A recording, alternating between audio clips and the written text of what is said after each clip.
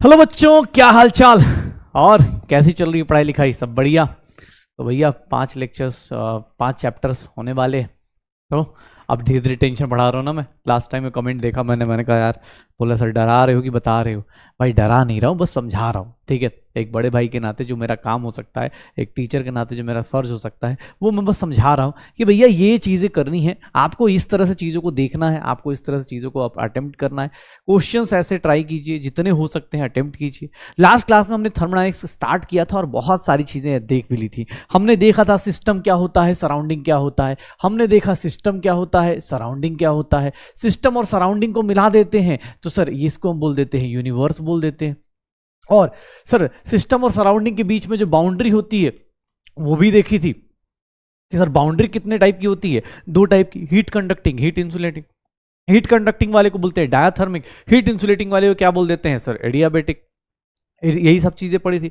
उसके बाद मुझे बोला गया कि सर सिस्टम 3 टाइप के, कौन कौन से? Open closed isolated. Open closed isolated, open वाला क्या हो जाएगा सर? जिसमें मास और एनर्जी एक्सचेंज हो जाएगा। क्लोज्ड वाला क्या होगा? जिसमें मास एक्सचेंज नहीं होगा, एनर्जी एक्सचेंज होगा। सर आइसोलेटेड सिस्टम क्या होगा सर? जिसमें कुछ भी एक्सचेंज नहीं होने वाला है, तो वो क्या हो जाएगा? Open closed end isolated. Homogeneous और हेट्रोजीनियस सिस्टम क्या है? जहां पर सर दोनों सेम सिस्टम में हो, सेम टाइप के फेज में हो, गैस गैस हो, रिएक्टेंट प्रोडक्ट सबके सब सेम फेज में हो, होमोजीनियस। हेट्रोजीनियस क्या हो जाएगा सर आपके लिए? Heterogeneous is nothing. हेट्रोजीनियस में अगर बात करेंगे तो हेट्रोजीनियस में हम लोगों के पास क्या आने वाला है? तो हेट्रोजीनियस में देखना, ध्यान सुनना, हेट्रोजीनियस में क्या आ जाएगा? तो हेट्रोजीनियस इज नथिंग।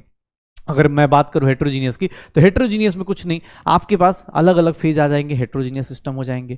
आपके पास अगर मैं बात करूं कि सर 2 टाइप के प्रॉपर्टीज ऑफ सिस्टम होती है, इंटेंसिव होती है, एक्सटेंसिव होती है। इंटेंसिव मतलब इंडिपेंडेंट ऑफ मास। फटाफट अपने नोट देख लेना, जो पीडीएफ डाउनलोड कर उसको चेक कर लेना। इंडिपेंडेंट ऑफ मास सर, उसमें वैसे लोग होते हैं जो डायरेक्टली एडिटिव नहीं होते हैं। एक्सटेंसिव प्रॉपर्टीज क्या होती हैं? जो एडिटिव इन नेचर होती है, जो एडिटिव होती हैं सर। एक्सटेंसिव प्रॉपर्टीज मास पे डिपेंड करती हैं। वो सर वो अपने पास एग्जांपल्स देख लीजिए। एक्सटेंसिव और इंटेंसिव प्रॉपर्टीज करने के बाद हमने ये भी पढ़ा कि इंटेंसिव प्रॉपर्टीज को अगर आप सर एक्सटेंसिव प्रॉपर्टी को अगर मास से डिवाइड कर दो, या एक्सटेंसिव प्रॉपर्टी को एक्सटेंसिव प्रॉपर्टी से डिवाइड कर दो, तो क्या बन जाता है? इंटेंसिव प्रॉपर्टी बन जाता है। इंटेंसिव प्रॉपर्टीज की बात करें तो इंटेंसिव प्रॉपर्टीज में हम लोग के लिए डेंसिटी एक एग्जांपल आया था, जिसका फॉर्मूले में मास आता है, लेकिन वो मास पे डिपेंड नहीं करता था। फिर हम लोग आ गए कि सर फंक्शंस, थर्मोडायनेमिक वेरिएबल्स की बात करें, थर्मोडायनेमिक फंक्शंस की बात करें, तो pressure, volume, temperature, they are the thermodynamic variables. इसको देखें तो 2 तरीके से हम मेजर करते हैं। 2 हमारे पास फंक्शन होते हैं या 2 हमारे पास वेरिएबल होते हैं। एक जो पाथ पे डिपेंड करता है, that is known as path function या पाथ वेरिएबल, उसके एग्जांपल हीट और वर्क मिले। एक हमने पढ़ा स्टेट फंक्शन, जिसके example internal energy, entropy, enthalpy, जो भी टर्म्स आएंगे वो सारे के सारे क्या मिलेंगे सर? इसके एग्जांपल्स मिल जाएंगे स्टेट फंक्शन के। सिमिलरली स्टेट फंक्शन में क्या होता है? उसको कोई मतलब नहीं कि आप किस रास्ते से जा रहे हो, उसको सिर्फ और सिर्फ किस बात से मतलब है कि इनिशियल और फाइनल क्या है, उस बात से मतलब है स्टेट फंक्शन को। स्टेट फंक्शन के बाद अगर हम बात करेंगे, स्टेट फंक्शन तक पढ़ लिया था, उसके बाद हमने देखा था कि भैया आपको अगर मैं जीरोथ लॉ बता दूं, जीरोथ लॉ बताऊं, तो जीरोथ लॉ क्या है कि सर आपका टेम्परेचर अगर थर्मल इक्विलिब्रियम में, मैं और आप थर्मल इक्विलिब्रियम में, आप किसी और के साथ थर्मल इक्विलिब्रियम में, तो हम तीनों मतलब एक दूसरे के थर्मल इक्विलिब्रियम में होंगे। तो जीरोथ लॉ पढ़ा था, लॉ ऑफ थर्मल इक्विलिब्रियम पे बेस्ड था। सर जीरोथ लॉ पढ़ने से पहले हमने एक चीज और पढ़ी थी, वर्क क्या होता है, हीट क्या होता है। हीट में सर 2 टाइप का हीट पढ़ा था हम लोगों ने। हीट में 2 टाइप का हीट पढ़ा था, सेंसिबल हीट और एक क्या पढ़ा था? Latent heat. कोई बोल रहा था अरे भैया ये अब स्पेसिफिक हीट कैपेसिटी ये सब चीजें आपको फिजिक्स के थर्मोडायनेमिक्स में भी आती हैं बेटा, आप वहां पर भी एक बार पढ़ते हो, वहां पर भी पढ़ते हो, तो इसलिए हम यहां ज्यादा टाइम नहीं लगा सकते। हमें केमिस्ट्री वाला पोर्शन करना है जो आप फिजिक्स में नहीं पढ़ पाओगे। ये देखिए ना, इसके वैल्यू क्या लिखी थी? C डेल्टा T लिखी थी। सर ये C क्या होता है? हीट कैपेसिटी होती है, जूल्स पर केल्विन होता है। यूनिट डायमेंशन लगाइए, MC डेल्टा T। सर ये C क्या होता है? सर जूल्स पर केल्विन पर ग्राम हो जाएगा या पर केजी हो जाएगा। या फिर NCM डेल्टा टी, सर ये क्या है? मोलर हीट कैपेसिटी है, जूल्स पर केल्विन पर मोल आ जाएगा, ये आ जाएगा। क्यूएल की बात करें तो क्यूएल क्या है? तो सर क्यूएल में बात करेंगे that is number of moles into L आ जाएगा, number of moles into L आ जाएगा, या फिर मास इनटू लैटेंट हीट आ जाएगा। सर यहां पर लैटेंट हीट 2 टाइप का होता है। जब सॉलिड से लिक्विड जाते हैं, लैटेंट हीट का मतलब क्या था कि सर टेम्परेचर चेंज नहीं करेगा और सिर्फ क्या चेंज होगा आपका? फेज चेंज होगा, उसको लैटेंट हीट बोलेंगे। कांस्टेंट टेम्परेचर पे सॉलिड से लिक्विड जाते हैं मेल्टिंग पॉइंट पे, लिक्विड से गैस जाते हैं बॉइलिंग पॉइंट पे। सर इधर से जाते टाइम एनर्जी देनी पड़ती है, उधर से आते टाइम एनर्जी क्या हो जाएगी, रिवर्स हो जाएगी। रिएक्शन को रिवर्स करेंगे, एनर्जी क्या हो जाएगी, माइनस हो जाएगी। तो ये चीजें पड़ी थी, सॉलिड लिक्विड गैस। पक्का फ्यूजन वेपराइजेशन क्या होता है, लैटेंट हीट, दो टाइप का, fusion latent heat, vaporisation latent heat, ये चीजें हो गई। मुझसे किसी ने बोला कि सर ये हीट पढ़ लिया, फिर वर्क डन की बात करें तो वर्क डन क्या था, माइनस पी डेल्टा वी पढ़ा। क्यों? क्योंकि सर हमारे पास जो वर्क डन आएगा वो क्या आएगा, minus P external delta we. Sir ये कैसे निकालते हैं, तो वर्क डन एक यूनिट है जो प्रेशर और वॉल्यूम के कारण होगा। यहां पर हम लोग जब देखते हैं तो यहां पर हम लोग वर्क डन में ये नेगेटिव, सर साइन कन्वेंशन की बात करें, साइन कन्वेंशन की बात करें, ये नेगेटिव इसलिए ऐड किया गया ताकि हम आईयूपीएसी को फॉलो कर पाए। अगर मैं बोलता हूं work done by the system, तो आप सीधा सीधा याद रखिएगा, जब भी सिस्टम की एनर्जी लूज होगी वो क्या होगा, नेगेटिव होगा सर। और work done on the system होगा, अगर सिस्टम पे वर्क होगा, सिस्टम पे वर्क होगा तो वो एनर्जी देगा, मतलब पॉजिटिव होगा सर। अगर मैं बात करता हूं हीट की, अगर मैं हीट की बात करूं, heat bye the system, heat gained by the system अगर ले लेता हूं, heat absorb bye the system ले लेता हूं, heat absorb by the system ले लेता हूं, heat absorb by the system लेता हूं, तो heat absorb by the system क्या हो जाएगा सर, पॉजिटिव हो जाएगा। और heat released by the system जो होगा, heat released by the system जो होगा वो क्या हो जाएगा, नेगेटिव हो जाएगा, वो क्या होगा, नेगेटिव होगा। तो ये पॉजिटिव ये नेगेटिव, ऐसे करके हम लोग साइन कन्वेंशन फॉलो करेंगे। पक्का? तो ये हमारे पास साइन कन्वेंशन था हीट और वर्क का। इस तरह से चीजें हम लोग देखते हैं, सिस्टम हो गया, सराउंडिंग हो गया, बाउंड्री हो गई, सेंसिबल हीट, लैटेंट हीट, ये सारी चीजें हो गई। हम लोग यहां तक देख के अपने पास बैठे हुए थे, वर्क डन, हीट एब्जॉर्ब। पक्का? अब मुझसे किसने बोल दिया कि सर एक काम करते हैं सेंसिबल लैटेंट हीट के बाद मुझसे किसने बोल दिया कि सर एक काम और कर सकते हैं हम लोग, क्या? तो जैसे लैटेंट हीट है और सेंसिबल हीट है या वर्क है, इन सब लोगों को अगर रिलेट किया जाए तो एक वर्ड आता है that is known as internal energy, U या ई से रिप्रेजेंट करते हैं। सर ये क्या है, sum of all types of energy, सारे टाइप्स की एनर्जी को ऐड कर दीजिए, इसी को बोलेंगे इंटरनल एनर्जी या फिर यू बोलेंगे। सर ये क्या है, इसकी एग्जैक्ट वैल्यू निकाल नहीं सकते, it is a state function, it is extensive property, additive in nature, state function है, मतलब इनिशियल फाइनल पर डिपेंड करेगा, बीच रास्ते में क्या हो रहा है कोई फर्क नहीं पड़ रहा। तो U बाई ई क्या हो जाएगा सर, U और E क्या हो जाएगा, इंटरनल एनर्जी। इसका चेंज जो आता है that is related from sir first law of thermodynamics. Internal energy में चेंज दो ही तरीके से आ सकता है, या तो हीट से या फिर वर्क डन से, या तो हीट से या फिर वर्क डन से। देख लो भैया, delta U is nothing Q plus W आ जाएगा, delta U is nothing Q plus W आ जाएगा। और यहां से देखोगे delta U Q plus W, ये देख लीजिए अपने पास क्या होने वाला है, delta U is nothing Q plus W। ठीक है, अब यहां पर इस फॉर्मूले को फर्स्ट लॉ यूज करते टाइम बस एक ही चीज मैंने बोली है, बार बार बोली है कि भैया आपको क्या करना है, delta U is equal to Q plus W जब आप लिखेंगे इस फॉर्मूले को यूज करने के लिए आपको हमेशा साइन कन्वेंशन फॉलो करना है। साइन कन्वेंशन जरूर फॉलो कीजिएगा, नहीं करेंगे तो दिक्कत आ जाएगी भाई साहब। साइन कन्वेंशन जरूर फॉलो करना है, साइन कन्वेंशन फॉलो करते रहिए। Delta U is nothing Q plus W. पक्का? मुझसे बोल दिया गया कि सर ये चीजें हैं। अच्छा, क्यू प्लस डब्ल्यू हो गया। अच्छा अब देखिएगा, ध्यान सुनिएगा सर, डेल्टा यू। अब यहां पर हम लोगों ने क्या करा, टाइप्स ऑफ प्रोसेस शुरू करे, टाइप्स ऑफ प्रोसेस शुरू करे, अलग अलग टाइप के प्रोसेस लिए हम लोगों ने। एक हमने लिया आइसोथर्मल प्रोसेस। आइसोथर्मल प्रोसेस में क्या होता है कि sir temperature constant, ideal gas में अगर टेम्परेचर कांस्टेंट है तो इंटरनल एनर्जी का चेंज क्या हो जाएगा, जीरो। आइसोथर्मल प्रोसेस में P इंटू वी क्या होता है, कांस्टेंट। सर आइसोथर्मल प्रोसेस करने के बाद हमने क्या पढ़ा कि सर आइसोकोरिक प्रोसेस पढ़ा। आइसोकोरिक प्रोसेस में क्या होता है सर, वॉल्यूम कांस्टेंट होता है, डेल्टा वी जीरो हो गया, वर्क डन जीरो हो जाएगा। जितना भी इंटरनल एनर्जी का चेंज होगा because of work done, sorry heat होगा। यहां से मेरे पास डेल्टा यू की वैल्यू किसके इक्वल आ गई, heat at constant value, NCV delta T के इक्वल आ गई, निकाल दो। सर थर्ड वन हम लोग बात करें तो आइसोबारिक की बात करते हैं। आइसोबारिक मतलब क्या हो जाता है सर, यहां पर डेल्टा एच टर्म आ जाएगा, delta U plus P delta V, या फिर इसी को हम लोग क्यूपी बोल देते हैं, एनसीपी डेल्टा टी भी बोल देते हैं। सर फॉर्मूले की लिस्ट लगी हुई है आज, इसीलिए थर्मोडायनेमिक्स बेटा चैप्टर, थर्मोडायनेमिक्स चैप्टर जो है ना बहुत ज़्यादा फॉर्मूलाज के साथ आता है। प्लीज़ ट्राई कीजिएगा, साइड बाय साइड अपने शॉर्ट नोट्स या फॉर्मूला शीट बना लीजिए ताकि आपका काम हो जाए। आइसोबारिक में ये टर्म आ गया, एंथैल्पी का चेंज। अगर मैं बात करूं कि सर एडियाबेटिक में बात की जाए तो एडियाबेटिक में क्या आएगा सर, एडियाबेटिक में देखेंगे तो हीट ट्रांसफर क्या हो जाएगा, zero. Sir delta U is nothing, work done adiabatic हो जाएगा, या फिर इसी को लिख देते हैं एनसीवी डेल्टा टी लिख देते हैं। सर उसके बाद हमने क्या पढ़ा, साइक्लिक प्रोसेस पढ़ा। साइक्लिक प्रोसेस में स्टेट फंक्शन का चेंज क्या हो जाता है, जीरो। क्यों? क्योंकि किसी भी साइक्लिक प्रोसेस का मतलब ये होता है कि इनिशियल और फाइनल स्टेट क्या हो जाए, सेम। इनिशियल और फाइनल स्टेट सेम हो गया मतलब आपका जो चेंज इन स्टेट फंक्शन है वो जीरो, क्योंकि इनिशियल और फाइनल स्टेट सेम है, तो चेंज इन प्रोसेस क्या हो जाएगा, जीरो। साइक्लिक प्रोसेस ऐसे जीरो। फिर अगर मैं बात करूं सिक्स्थ वन, तो सिक्स्थ वन में क्या हो जाएगा, ये साइक्लिक हो गया। नेक्स्ट वन सिक्स साइक्लिक के बाद हम लोग बात करें ये isothermal, isochoric, isobaric, adiabatic, cyclic. और नेक्स्ट वन हम लोग बात करेंगे सिक्स के बाद हाँ ये फ्री एक्सपेंशन। फ्री एक्सपेंशन क्या था सर? फ्री एक्सपेंशन या फिर इसको हम वैक्यूम बोल दें, फ्री एक्सपेंशन या फिर हम वैक्यूम बोल दें, तो फ्री एक्सपेंशन और वैक्यूम में क्या होता है कि सर आपका फ्री एक्सटर्नल जीरो हो जाता है। पी एक्सटर्नल जब जीरो होगा तो वर्क डन आपका क्या हो जाएगा, जीरो। पी एक्सटर्नल जीरो मतलब वर्क डन क्या हो गया, जीरो। सर उसके बाद हमने एक और चीज देखी सर, एक बहुत ही स्लो चले, एक बहुत ही स्लो चले तो उसको क्या बोलेंगे, रिवर्सिबल। और बहुत ही फास्ट चले उसको क्या बोल देंगे, इरिवर्सिबल। रिवर्सिबल, इरिवर्सिबल ये इनफाइनाइट टाइम में होगा, ये फाइनाइट टाइम में होगा। रिवर्सिबल क्या है कि इतना स्लो चले, इतना स्लो चले कि तुम छोड़ ही दो उसका साथ, क्या भाई छोड़ यार इसको कौन पढ़ता है, ठीक है। इरिवर्सिबल मतलब एक झटके में काम हो रहा हो तो उसी को क्या बोल देंगे, इरिवर्सिबल बोल देंगे। ये रिवर्सिबल हो गया, ये क्या हो गया, इरिवर्सिबल हो गया। श्योर हो? तो ये सब चीजें होंगी, छोटी छोटी और प्यारी प्यारी सी चीजें, आप इसको करते रहिए पक्का। यही सब पढ़ा था हमने, सारे टाइप्स के प्रोसेस पढ़ लिए थे, चीजें कर ली थी। फिर हमने लास्ट में क्या देखना शुरू करा, इंथैल्पी देखना शुरू करा, उसकी वैल्यू निकाली थी। तो इंथैल्पी की वैल्यूज निकालेंगे तो डेल्टा एच की वैल्यू जो आई थी, delta U plus P2 V2 minus P1 V1 आया था, और delta U plus P delta V आया था, या फिर delta U plus delta NGRT भी लिख देते हैं, लेकिन ये सिर्फ और सिर्फ आइडियल गैस के लिखते हैं। डेल्टा H का एक और वैल्यू था QP NCP डेल्टा T, ये सब था। तो यही था हम लोगों के पास, सारे के सारे फॉर्मूलाज यही हैं। पक्का 10 मिनट लगा, रिवाइज करके खत्म। अब हाँ, रिवाइज आपको ऐसे ही करना होता है भाई, आपको बोले सर एक एक चीज लिख लिख के करिए, बहुत डिफिकल्ट हो जाएगा, ठीक है। ये देख लो, ऐसे ही रिवाइज करना है। चलिए क्वेश्चंस कीजिए फटाफट।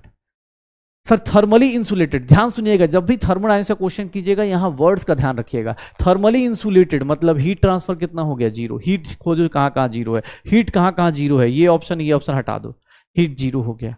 क्या बोल रहा है सर, एक लिक्विड को स्टीयर कर रहे हैं by a mechanical linkage to a motor in the surrounding for this process, क्या होगा सर? एक बात बताइए, हीट जीरो है सर, क्या कर रहे हैं, स्टीयर किया जा रहा है लिक्विड को by a mechanical motor to a surrounding, मतलब आप कैसे लिक्विड पे क्या कर रहे हैं, उसको उसके ऊपर वर्क कर रहे हैं, मतलब ऐसे ऐसे रोटेट कर रहे हैं, रोटेट कर रहे हैं किससे, अ सैंपल ऑफ लिक्विड को लगातार स्टीयर कर रहे हैं, तो सैंपल ऑफ लिक्विड को लगातार स्टीयर, तो work done on the system है। Work done on the system मतलब क्या हो गया, work done on the system मतलब क्या हो गया अपने पास, work done on the system क्या आ जाएगा, work done on the system positive होगा, ऑब्वियस है। हीट जीरो हो गया, इंटरनल एनर्जी क्या हो जाएगी, ग्रेटर देन जीरो। छोटे छोटे क्वेश्चन है, चलिए अटेम्प्ट कीजिए, एनसीईआरटी का क्वेश्चन है। स्टेट फंक्शन क्या होता है जो सर सीधा सीधा किस पे डिपेंड करता है, जो उसकी वैल्यू इंडिपेंडेंट ऑफ पाथ होती है।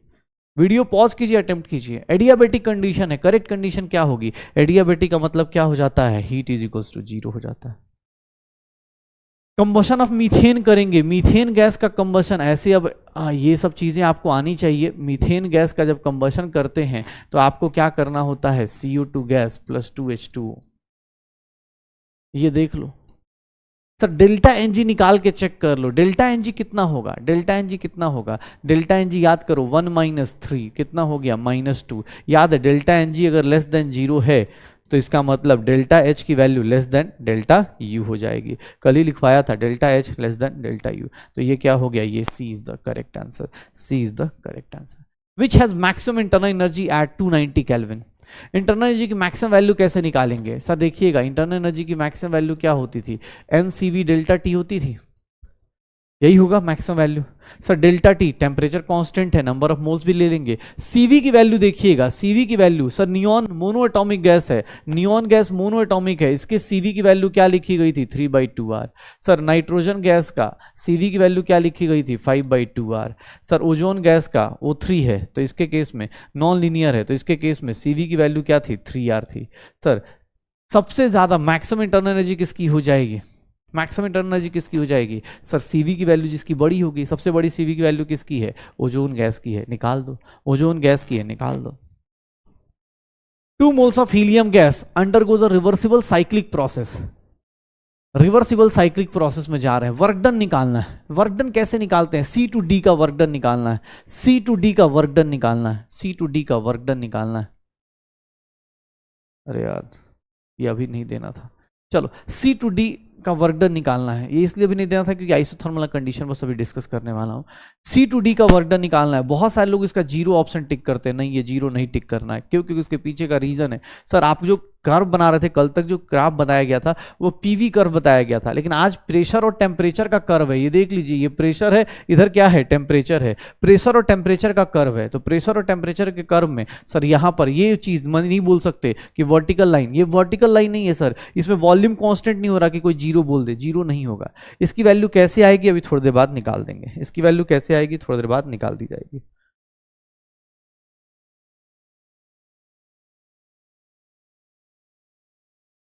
चलो ये देखिएगा ग्राफ का question, which heat absorb by a system in a cyclic process. Sir heat absorb कैसे निकालेंगे? हीट एब्जॉर्ब कितना आएगा? जितना इसका वर्क डन होगा। क्यों? क्योंकि सर साइक्लिक प्रोसेस में डेल्टा यू की वैल्यू कितनी हो जाएगी? जीरो। तो सर डेल्टा यू जीरो, तो Q is equals to minus of work done, यही होगा शायद। तो वर्क डन कितना होगा? वर्क डन कितना होगा निकालो। सर ये area of triangle, area of circle निकालेंगे। ध्यान सुनिएगा बेटा, इस क्वेश्चन को स्टार मार्क कर देता हूं। इस क्वेश्चन को आप फिजिक्स में भी करेंगे, यहां पर भी बता रहा हूं।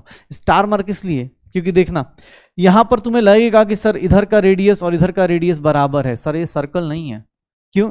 क्योंकि सर सर्कल में रेडियस का यूनिट भी सेम होता है, ये सर्कल नहीं है। आप गलती करेंगे, सर एलिप्स है ये। इधर देखिए कितने का है, इसका कितना होगा? सर 10 किलो पास्कल का इधर रेडियस है, और इधर कितने का रेडियस है? इधर भी 10 लीटर्स का रेडियस है। सर देख लीजिए, सर्कल नहीं है, ये एलिप्स है। तो एरिया कैसे निकालेंगे? एरिया ऑफ कर्व से निकालेंगे, पाई इंटू ए इंटू बी। सर पाई की वैल्यू बाद में पुट करेंगे, पाई की जरूरत हमें है नहीं। ए की वैल्यू देख लीजिए, किसी एक साइड का किलो पास्कल है, तो सर उसको क्या करेंगे? पास्कल में कन्वर्ट करेंगे, एसआई यूनिट में। और लीटर्स है तो 10 लीटर्स का जो रेडियस है उसको भी किस में कन्वर्ट करेंगे? सर सेंटीमीटर क्यूब में। तो 10 इंटू 10 की पावर -3 मीटर क्यूब। तब जाके एसआई यूनिट आएगा, तब जाके एसआई यूनिट आएगा। और कितना आ जाएगा? 100 पाई जूल्स आ जाएगा। एरिया कितना आ जाएगा? 100 पाई जूल्स आ जाएगा। कितना जूल्स आ जाएगा? 100 पाई जूल्स आ जाएगा। कितना आ जाएगा? 100 पाई आ जाएगा। कितना आ जाएगा? 100 पाई आ जाएगा। ठीक है, 100 पाई आ जाएगा। ठीक है, ओके, 100 पाई आ जाएगा। श्योर हो? तो ये अपने पास हीट एब्जॉर्ब्ड हो गया। ये देखना, ये अपने पास ऐसा क्वेश्चन दिया हुआ है, एंथैल्पी चेंज निकालना है। एंथैल्पी चेंज दिया हुआ है, डेल्टा यू निकालना है। डेल्टा यू क्या होगा? Delta H minus delta N G R T होगा। डेल्टा एन जी इस रिएक्शन का कितना है? डेल्टा एन जी निकालो। सर कितने गैसियस मोल्स हैं प्रोडक्ट में? 2 गैसियस मोल्स लेना है, लिक्विड को मत लेना। 2 माइनस कितना हो जाएगा? 3। कितना हो जाएगा? -1 होगा। सर डेल्टा एच की वैल्यू कितनी है?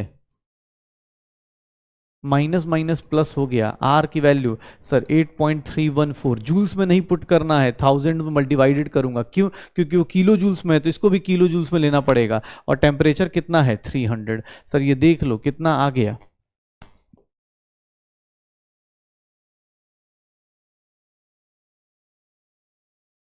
ये होगा सर, थोड़ा बहुत कम होगा, थोड़ा बहुत कम होगा। कितना कम होगा? सर ये दोनों में से ज्यादा हो रहा है, ज्यादा तो नहीं होगा, थोड़ा बहुत कम होगा। कितना कम होगा? सर 2.24 डिवाइड बाई 2, 2 पॉइंट, ये आंसर आ जाएगा। न्यूमेरिकल सॉल्व करने के लिए आपको कैलकुलेशन थोड़ा सा फास्ट करना पड़ेगा। अब जैसे मैंने देख लिया कि 8.314 इंटू 3/10 करेंगे, इंटू 3/10, ये कितना हो जाएगा? 25/10, 2.5, 2.5 कम करेंगे, इसके आसपास पहुंच जाएगा।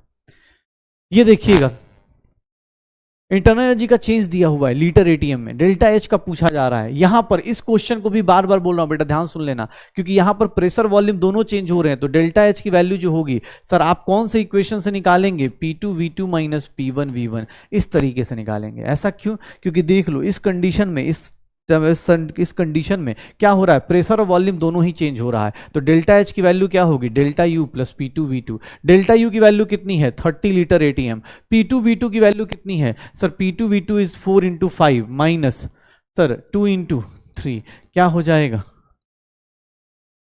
20 माइनस 6, कितना हो जाएगा? 44 लीटर एटीएम, यही आ जाएगा। डेल्टा एच की वैल्यू कितनी आ जाएगी? 44 लीटर एटीएम आ जाएगा। क्या आंसर आ जाएगा? सी इज द करेक्ट आंसर आ जाएगा। सी इज द करेक्ट आंसर। ये एनसीईआरटी का क्वेश्चन है, एनसीईआरटी का क्वेश्चन है, सब्जेक्टिव क्वेश्चन है। अटेम्प्ट कीजिए, खत्म कीजिए कल का टॉपिक। चलिए जल्दी।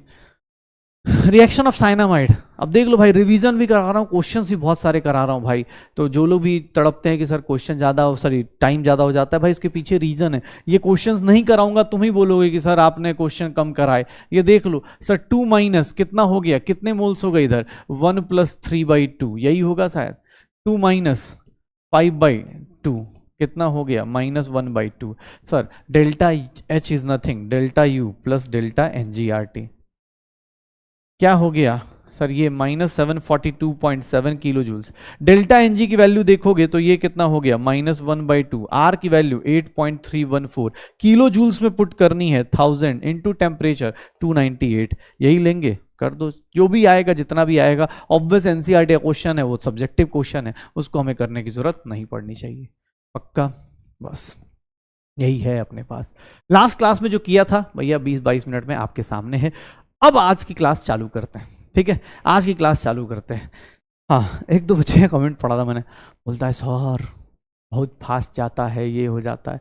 भाई देख यार, अब तो तू खुद ही रिस्क ले रहा है। तू ये सोचना भाई, तूने खुद रिस्क लिया है, बहुत सारे बच्चे कर रहे हैं भाई, तू कैसी बात कर रहा है? इस बैच में मुझे पता है, मैं कुछ लोगों से कहीं कहीं से कुछ नंबर निकाल लिया तो व्हाट्सएप पे कनेक्ट हो जाते हैं और बताते रहते हैं कि हाँ सर ज़िंदगी ऐसी चल रही है, माना कि बदहाल चल रही है, लेकिन इतना पता है 5 मई के बाद ज़िंदगी बदलने वाली है, ठीक है ना? तो कोशिश कीजिए आप भी बदलिए भाई साहब। और ये स्ट्रगल तभी तो होगा ना, स्ट्रगल से ही तो आदमी बनेगा। इसमें बहुत सारे बच्चे, मतलब मुझे अब पता चला, मुझे लग रहा था कि क्रैश कोर्स में कुछ ऐसे बच्चे भी हैं जो किसी कॉलेज में बैठे हुए हैं और उनको बस थोड़ा जल्दी करना है। तो सोचो, वो भी अपने आप को अपग्रेड करना चाहते हैं कि भाई बीएमएस मिला है, ये मिला है, वो मिला है, वो करना चाहते हैं। सोचो कंपटीशन फाइट, सोचो वो कॉलेज के साथ साथ ट्राई कर रहे हैं। अगर अकेले ट्राई कर रहे हैं तो फिर तो आप तो दम लगाइए, आप इतना एक्सक्यूज क्यों दे रहे हैं? ठीक है, हाँ सर मेहनत कीजिए, एक्सक्यूज से काम नहीं चलेगा। चलिए शुरू कीजिए। आपके सामने देखिए ना, हम लोग कितनी जोर जोर से चिल्लाए जा रहे हैं सर, 12-25 मतलब कम से कम 20 घंटे का चैप्टर 3 घंटे 4 घंटे में खत्म कर रहे हैं। हमारे सोचो कितना मेहनत है, ठीक है? लगातार बोले जा रहे हैं, बोले जा रहे हैं, बोले जा रहे हैं। मैं ये वाले क्रैश कोर्स की क्लास के बाद निकलता हूँ, मुझे लगता है क्या किया यार मैंने। हाँ चलो देखो, कोई बात नहीं, अरे हो जाएगा। चलो देखो, मुझे बोला गया सर डेल्टा एच की बात करते हैं, तो डेल्टा एच क्या हो जाता है? Delta H is nothing delta U plus P delta we. Sir delta H को क्या बोला जाता है? Heat at constant pressure. इसको क्या बोला जाता है? Heat at constant volume. और क्यूपी माइनस क्यूवी को हम लोग लिख सकते हैं पी डेल्टा वी, या फिर ये देखना ध्यान से, फॉर आइडियल गैस, क्योंकि एग्जाम हॉल में इसी के अलग अलग क्वेश्चंस होंगे बेटा। अब अगर मैं नहीं डिस्कस करूंगा तो फिर और आज ज्यादा आप बर्बाद हो जाओगे। डेल्टा एनजीआरटी, तो एग्जाम हॉल में आपको ऐसे क्वेश्चन भी दे दिए जाएंगे कि हीट एट कांस्टेंट प्रेशर और हीट एट कांस्टेंट वॉल्यूम का डिफरेंस बताइए। तो क्यूपी माइनस क्यूवी क्या हो जाएगा? डेल्टा एनजीआरटी के इक्वल। फिर देखिएगा ध्यान से, एक चीज और डिराइव होगी यहां पर। चलिए अब आप लोग एक काम करिए, बताइए क्यूपी की वैल्यू क्या होती है? NCP delta T. क्यूवी की वैल्यू क्या होती है? NCV delta T. यही होता है सर। ये डेल्टा एच हो गया और ये कितना हो गया? डेल्टा यू हो गया। अगर मैं बोल दूं कि फॉर 1 मोल, 1 मोल की बात की जाए तो 1 मोल के लिए क्यूवी की वैल्यू क्या होगी? CV delta T. और क्यूपी की वैल्यू क्या होगी? CP delta T. यही होगा, ध्यान से देखिएगा। पीवी इज इक्वल्स टू क्या होता है? एनआरटी। यहीं पे लिख देता हूं, पीवी इज इक्वल्स टू क्या होता है? एनआरटी। फॉर 1 मोल, अगर 1 मोल आपने लिख दिया, 1 मोल आपने लिख दिया तो sir PV is equals to क्या हो जाएगा? आरटी हो जाएगा। और अब मैं अगर बोलूं कि सर वॉल्यूम में जो चेंज आएगा वो किसके कारण आएगा? सर ऑब्वियस है आर कांस्टेंट होगा। किसके कारण आएगा? डेल्टा टी के कारण आएगा, क्योंकि आप 1 मोल के लिए पहले ही फिक्स कर चुके हो। आपने आइडियल गैस इक्वेशन उठाई, PV is equals to NRT put कर दिया, और PV is equals to NRT में 1 मोल ले लो, क्योंकि मैं सबको 1 मोल के लिए ड्राइव करूंगा। 1 मोल का जो रिजल्ट आएगा उसी को सर अगर 10 मोल बोलेगा मल्टीप्लाई कर दूंगा। तो देखना ध्यान से देखिएगा। सर ये क्या है? ध्यान से देखिएगा, ये इसको क्या लिख सकता हूं? 1 मोल के लिए लिख रहा हूं, और ये क्या लिख सकता हूं, आर डेल्टा टी लिख सकता हूं, delta T common, CP is nothing CV plus R, या फिर CP minus CV is nothing R. याद रखिएगा ये रिजल्ट किसके लिए होता है, एक मोल के लिए होता है।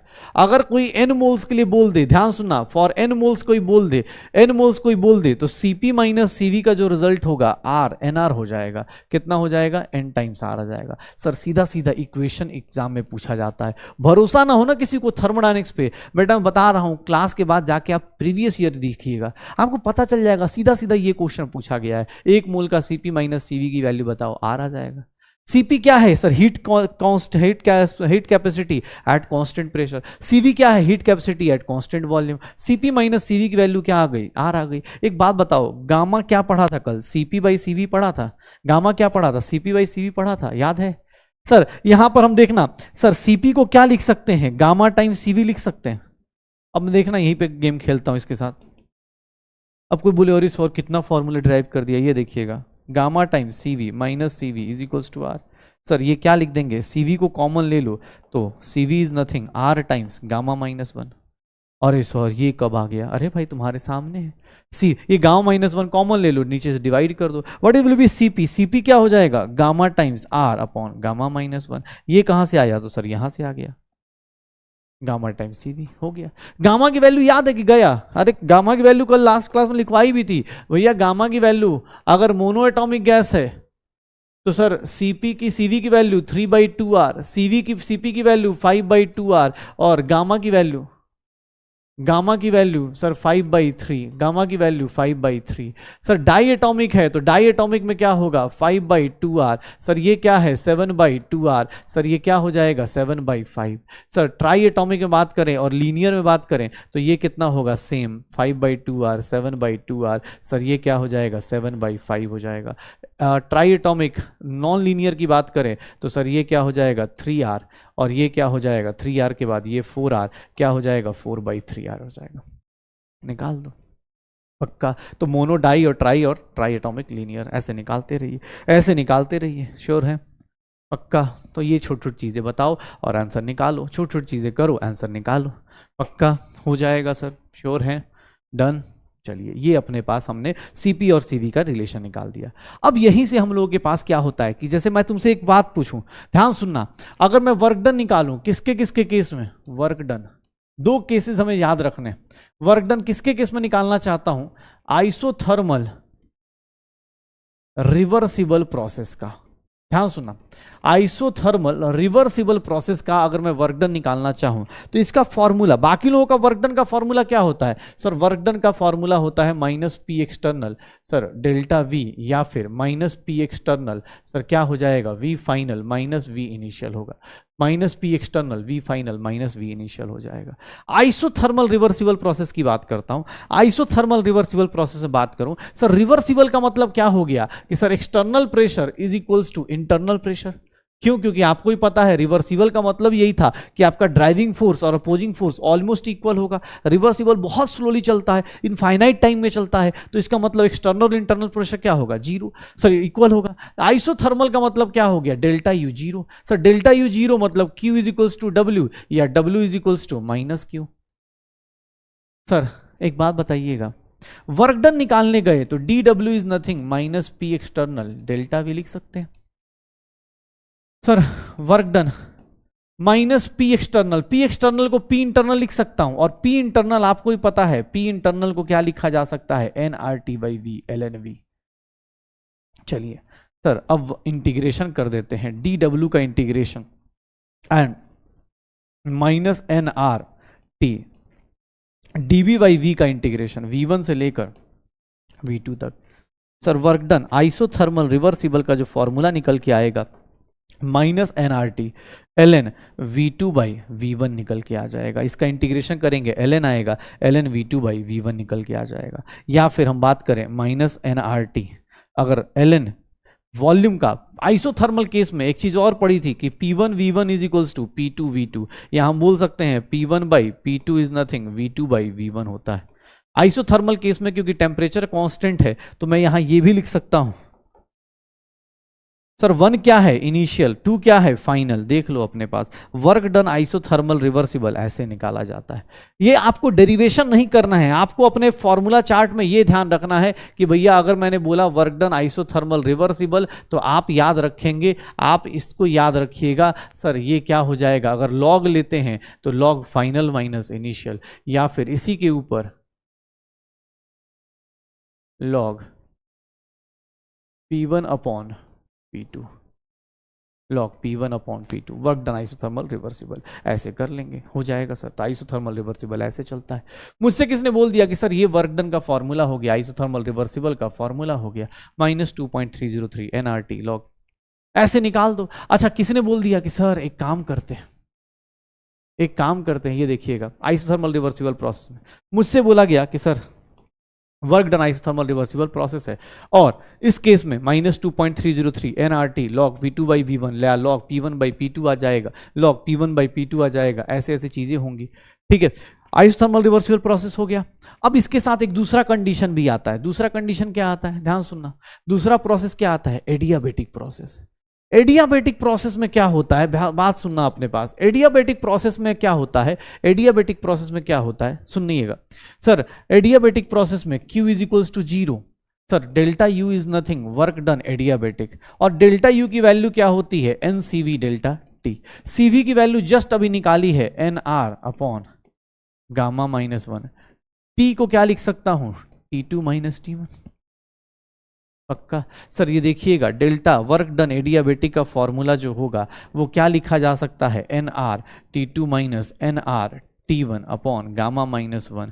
सर वर्क डन एडियाबेटिक का एक फॉर्मूला और आ जाएगा P2 V2 minus P1 V1 upon gamma -1। Sir work done adiabatic का एक फॉर्मूला ये भी आ जाएगा, देख लीजिए NRT1 को क्या लिख सकते हैं P1 V1, NRT2 को क्या लिख सकते हैं P2 V2। Work done adiabatic निकाल दीजिए, वर्क डन एडियाबेटिक निकाल दीजिए, गामा -1 कर दीजिए, आंसर आएगा। तो ये आइसोथर्मल रिवर्सिबल प्रोसेस, दो ही लोगों का आपको वर्क डन पता होना चाहिए, क्वेश्चन पे क्वेश्चन कीजिए। गामा तो पता है ना अपने को, गामा क्या होता है, गामा इज नथिंग, अलग अलग केसेस में डायटोमिक में गामा की वैल्यू अलग होगी, ट्राइएटोमिक में अलग होगी। ये दो फॉर्मूले सर देखिए। अच्छा वर्क डन का फॉर्मूला आ गया तो आइसोथर्मल में हीट क्या होता है, जस्ट उसका माइनस, मतलब अगर कोई हीट का फॉर्मूला पूछे वर्क डन निकाल दो, उसी का अपोजिट निकाल देना आइसोथर्मल में, क्योंकि वर्क डन और हीट क्या होते हैं, इक्वल होते हैं बस। चलो देखो क्वेश्चन क्या है सर, देखिएगा isothermal reversible 1/10 of its original volume, V1 क्या है V, तो V2 क्या हो गया V/10 हो गया। चलिए अब बताइएगा क्या होगा, वर्क डन निकालना है सिस्टम के ऊपर, कैसे करेंगे sir, work done isothermal reversible निकालना है, that will be -2.303 nRT log, sir अब फॉर्मूले को बार बार लिखेंगे तो ही याद होगा ना सर। ये देखिएगा -2.303, n की वैल्यू 1, R की वैल्यू जूल्स में निकालना नहीं कैलोरी में निकालना है, 2 इंटू टेम्परेचर की वैल्यू 500 लॉग V2 की value sir 1V/10 upon V, मतलब इंटू 1/V, तो log V log 1/10 is nothing plus -1, तो 2.303 इंटू 1000 आ गया सर, 1000 आ गया, ये कैलोरी आ जाएगा। किलो कैलोरी में आंसर देना है तो किलो कैलोरी में कितने से डिवाइड कर दोगे सर, 1000 से डिवाइड कर दोगे, 2.303 किलो कैलोरी आ गया। कितना आ जाएगा 2.303 किलो कैलोरी आ जाएगा, कितना आ जाएगा 2.303 किलो कैलोरी आ जाएगा, पक्का निकाल दो। तुमसे कोई बोले सर ये देखिएगा इस क्वेश्चन को देखिएगा, ठीक है इस क्वेश्चन को देखिए तो क्या आएगा, the maximum work obtained by isothermal reversible expansion, फिर से वही आइसोथर्मल रिवर्सिबल एक्सपेंशन कैलोरी में निकालना है। वर्क डन आइसोथर्मल रिवर्सिबल कैसे निकालेंगे sir, isothermal reversible -2.303 nRT log V2 by V1, V2 कितना है सर, ये देखिएगा 2.24 हो गया सर, -2.303, n की वैल्यू कितनी है सर 1 है, R की वैल्यू कितनी लूँ कैलोरी में लेना है, टेम्परेचर की वैल्यू कितनी है 300 लूंगा, 27 मत ले लेना भाई, पता चला बर्बाद हो गए। log 10 कितना हो जाता है 1, सर कितनी वैल्यू आ जाएगी निगेटिव में, कितनी वैल्यू आ जाएगी 600 × 2, निगेटिव में इतनी वैल्यू आ जाएगी। फिर से work done isothermal reversible, again देख लो वर्क डन कैसे निकलेगा, किलो जूल्स में निकालना है, सीधा सीधा फॉर्मूला पुट करो, N R T log sir V2/V1 40/4 sir minus 2.303 N1 R sir 1 N नहीं 2 आर की वैल्यू कितनी लूंगे किलो जूल्स में 8.314/1000 किलो जूल्स में लेना है। टेम्परेचर कितना है सर, अगेन ये 300 हो गया, और लॉग कितना हो गया 10, लॉग 10 की वैल्यू कितनी हो गई 1।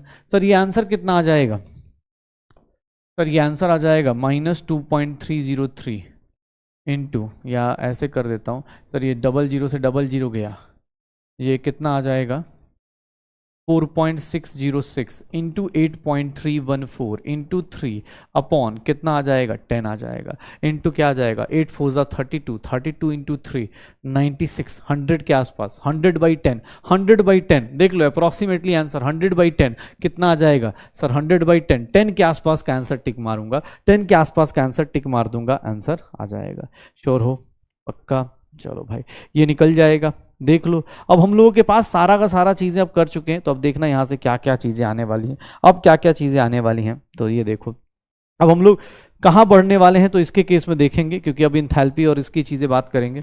ये देखो ये तो कर लिया, हाँ अब इस क्वेश्चन को करके दिखाओ, अब इस क्वेश्चन को करके सकते हो कैसे सर, C2D कौन सा प्रोसेस है, आइसोथर्मल प्रोसेस है, आइसोथर्मल प्रोसेस है, रिवर्सिबल प्रोसेस है, तो वर्क डन यहां पर क्या आएगा, आइसोथर्मल रिवर्सिबल का वर्क डन क्या होता है -2.303, -2.303 ना लेके nRT ln P1/P2 ले सकते हैं, कैसे, क्योंकि सर यहां प्रेशर दिया है, देखिएगा C2D क्या है, आइसोथर्मल प्रोसेस है, टेम्परेचर कांस्टेंट है, सर प्रेशर फाइनल कितना है, इनिशियल कितना है वो देख लीजिए, n की वैल्यू कितनी है सर 2 है, r की वैल्यू कितनी है सर, r की वैल्यू नहीं लेनी है, r ही रखना है, टेम्परेचर कितना है सर, टेम्परेचर इस कंडीशन पे कितना है 400 है, ln P1 कितना है, शुरुआत का प्रेशर कितना है 1 है, सर क्या हो जाएगा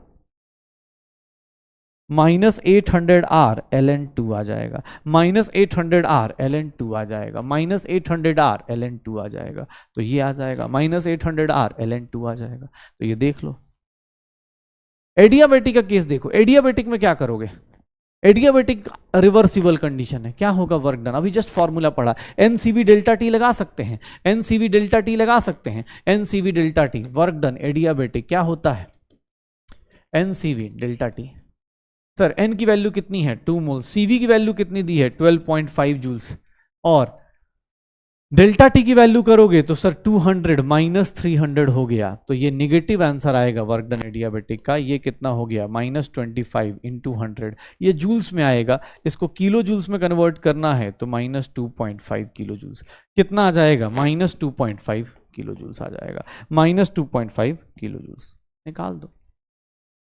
यहां पर देखेंगे sir work done by the system है, work done by the system, question पढ़िए, वीडियो पॉज कीजिए, क्वेश्चन पढ़िए, सर ये कितना हो जाएगा 75 calorie, sir work done by the system मतलब work done by the system को क्या लिखेंगे -75, सर यहां पर देखेंगे नंबर ऑफ मोल्स दिया है, टेम्परेचर बताना है, सर आर की वैल्यू दी हुई है, क्या लेंगे मोनो एटॉमिक गैस है, मोनो एटॉमिक गैस है, तो मोनो एटॉमिक गैस में आर की वैल्यू दी हुई है, क्या लिख सकते हैं n की वैल्यू कितनी है 0.10, CV की वैल्यू कितनी होगी 3/2R, यही होगा CV की वैल्यू मोनोटॉक में 3/2R, और डेल्टा T मतलब initial final minus initial, final temperature minus initial temperature, यही होगा।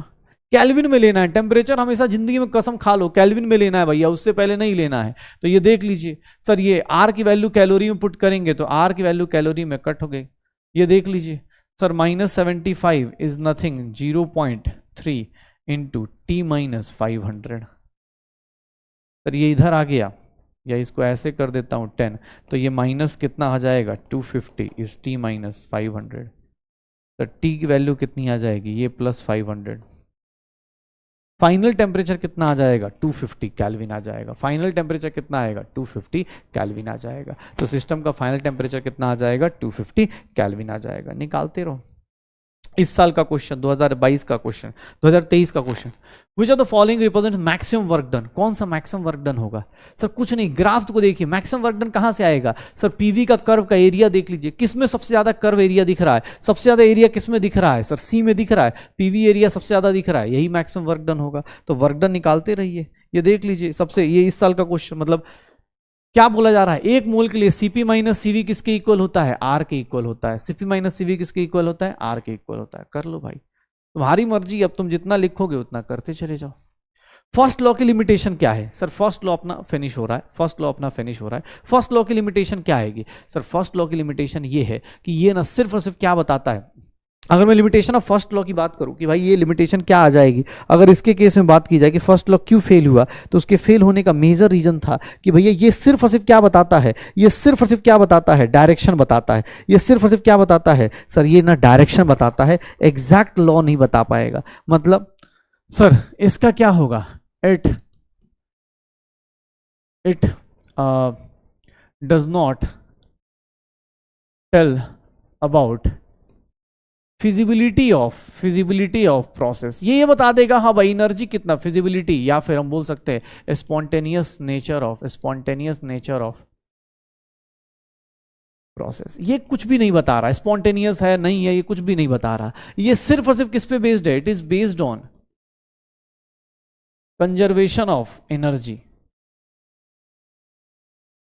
एनर्जी कंजर्वेशन पे बेस्ड है।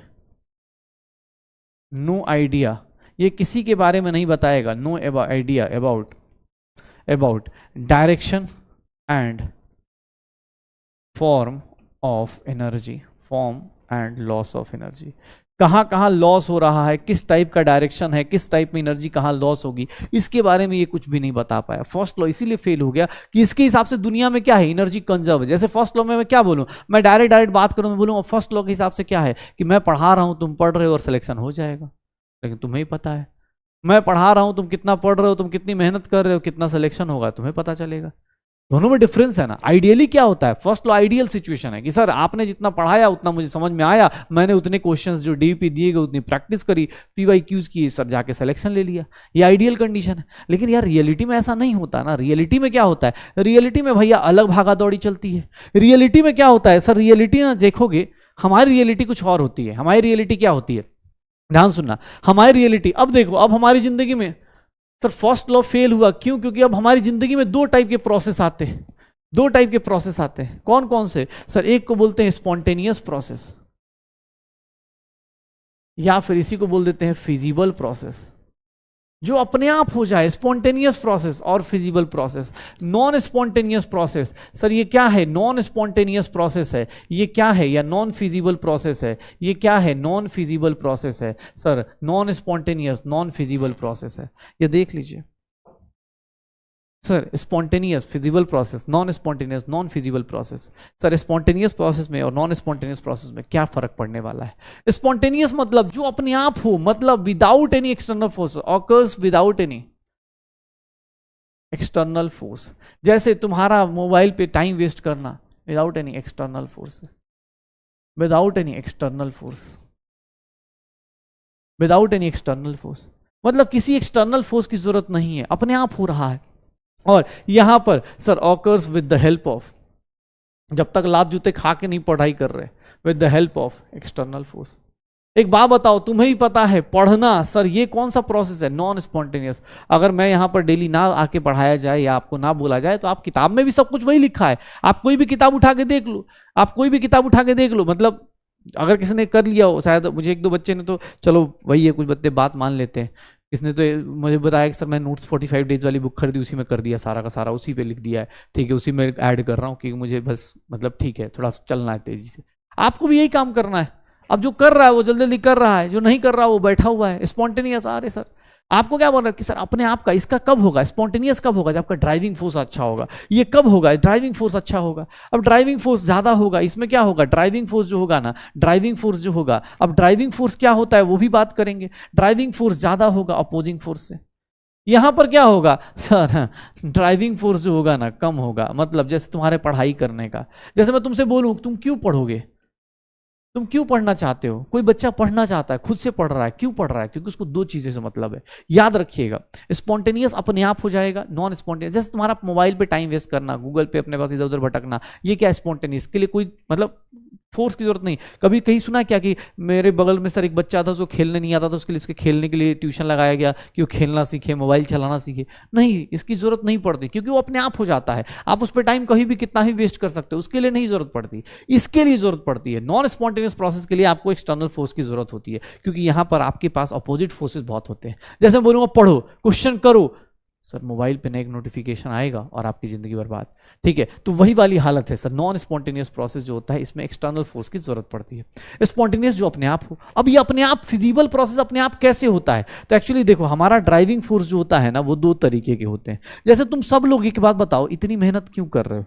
मतलब जिस जमाने में नेटफ्लिक्स पीडब्ल्यू से सस्ता सब्सक्रिप्शन दे रहा हो, नेटफ्लिक्स पे जिस मोबाइल पे या जिस लैपटॉप पे तुम देख रहे हो, नेटफ्लिक्स 200 रुपये में शायद सब्सक्रिप्शन दे देता है पर मंथ, मतलब पूरे महीने का 2400 रुपये। और नेटफ्लिक्स पे इतनी सारी चीजें बर्बाद होने के लिए काफी हैं, लेकिन तुम तब भी हम जैसे लोगों को सह रहे हो दिन भर में। मतलब होता है ना कि भाई जहाँ शाहरुख खान ऐसे बाहें खोल के खड़ा है और तुम हम जैसे लोगों को देख रहे हो, क्यों है? क्यों देख रहे हो? क्योंकि तुम्हें पता है कि यार यहाँ पर ना जो सर मेरा ड्राइविंग फोर्स है, वो मुझे पता है वो सब चीजें बाद में देख सकता हूं। मेरा ड्राइविंग फोर्स दो चीजों पे है। एक, सर मुझे क्या चाहिए? मेरा ड्राइविंग फोर्स, हम लोग इसलिए पढ़ रहे हैं, एक क्या चाहिए? स्टेबिलिटी चाहिए। स्टेबिलिटी गेन करेंगे, मतलब स्टेबिलिटी, मैक्सिमम स्टेबिलिटी आएगी। और स्टेबिलिटी जब गेन करते हो ना, तो याद रखना एनर्जी क्या हो जाती है? मिनिमम हो जाती है। मतलब ऑब्वियस है, सुना होगा ना, बड़े लोग बड़े शांत होते हैं, बड़े झुके हुए लोग होते हैं। क्यों? क्योंकि सर स्टेबिलिटी ज्यादा होती है, एनर्जी क्या हो जाती है? मिनिमम। और अगर ड्राइविंग फोर्स, दूसरा ड्राइविंग फोर्स देखो, तो तुम क्या करना चाहते हो सर? अपनी रैंडमनेस बढ़ाना चाहते हो। सर दो ही चीज होती हैं, मैक्सिमम रैंडमनेस या डिसऑर्डरनेस। सर दो ही ड्राइविंग फोर्स आपको लेके जाते हैं कि आप पढ़ाई कर रहे हो, हम जैसे लोगों को आप झेल रहे हो मोबाइल पे। क्यों? क्योंकि सर आपको ही पता है दो ही चीजें हैं, स्टेबिलिटी ज्यादा हो जाएगी, क्योंकि आप डॉक्टर बन जाओगे, आप अपने आप लाइफ में स्टेबल हो जाओगे, आप कुछ भी बोलोगे लोग बात मान लेंगे। अभी आप बोलोगे दिन में इतने घंटे पढ़ाई करो, वो पढ़ाई करो, कोई पूछने वाला नहीं है। लेकिन जैसे ही कॉलेज में सिलेक्शन चले गए, जैसे ही डॉक्टर बनने की प्रोसेस में चले गए, सर आपकी बात ना आप बोल दोगे ना कि उल्टा लेट के पढ़ो, ऐसे पढ़ो, वैसे पढ़ो, सब लोग बात मान लेंगे। सब देखोगे ना, यूट्यूब पे ज्ञान की गंगा बह रही है, मोटिवेशन में मोटिवेशन बह रहा है। क्यों? क्योंकि सर वहां पर ऑब्वियस है आपकी क्या चल रही है, वहां पर क्या स्टेबिलिटी आ गई है, तो कोई भी बात सुन लेगा। और दूसरी चीज, एक तो स्टेबिलिटी के लिए आपका ड्राइविंग फोर्स होता है, आप चाहते हो जिंदगी में स्टेबल हो जाओ। दूसरा सर रैंडमनेस बढ़ जाए। अभी क्या है, घर वालों से कुछ पूछ के जाना पड़ता है, कहाँ जाएं कहाँ जाएं कहाँ ना जाएं, दोस्त के बर्थडे पे चले गए तो डांट खाना है, इधर चले गए तो डांट खाना है। लेकिन जैसे ही डॉक्टर बन गए तो आपको ही पता है रैंडमनेस बढ़ सकती है। कॉलेज जाओगे, कॉलेज में झूठ बोल के कहीं और चले जाओगे, किसी और के साथ घूम रहे होगे, रैंडमनेस बढ़ जाती है। तो हमारा दो ही ड्राइविंग फोर्स है, पूरे प्रोसेस में दो ही ड्राइविंग फोर्स होता है। एक स्टेबिलिटी का होता है जहां एनर्जी कम की जाती है, और एक रैंडमनेस का होता है, रैंडमनेस या डिसऑर्डरनेस ज्यादा हो जाती है। तो आपके ड्राइविंग फोर्स दो ही होते हैं, इन्हीं के ऊपर वर्क करना होता है। ड्राइविंग फोर्स दो होते हैं। स्टेबिलिटी का मतलब एनर्जी कम होना, एनर्जी इंथैल्पी के टर्म्स में मेजर कर लेंगे। लेकिन ये रैंडमनेस कैसे मेजर करें? ये ड्राइविंग फोर्स कैसे मेजर होगी? रैंडमनेस किसी के अंदर कितनी होगी, ये कैसे मेजर करेंगे? तो इसके लिए हम एक नया टर्म डिराइव करते हैं, और नया टर्म होता है इंट्रोपी। इंट्रोपी क्या है सर? ये इंट्रोपी को एस से रिप्रेजेंट करते हैं, जो क्या मेजर करता है? रैंडमनेस और डिसऑर्डरनेस। एग्जैक्ट वैल्यू तो ये मेजर कर नहीं सकता, तो इसीलिए हम सीधा सीधा बोलते हैं कि भाई एग्जैक्ट वैल्यू नहीं कर सकते। ये क्या है? जितना ज्यादा रैंडमनेस होगा, जैसे मैं तुमसे पूछ दूं इंट्रोपी गैस का ज्यादा होगा, इंट्रोपी किसका ज्यादा होगा? गैस का ज्यादा होगा, लिक्विड का ज्यादा होगा, या फिर सॉलिड का ज्यादा होगा? तुम खुद समझदार हो, गैस का मॉलिक्यूल ज्यादा रैंडमनेस में होता है। सर एंट्रोपी किसकी ज्यादा होगी? जिसकी ज्यादा रैंडमनेस है। ये सब के सब क्या है? स्टेट फंक्शन है। स्टेट फंक्शन है, एक्सटेंसिव प्रॉपर्टीज है, एडिटिव होती हैं एक्सटेंसिव प्रॉपर्टी।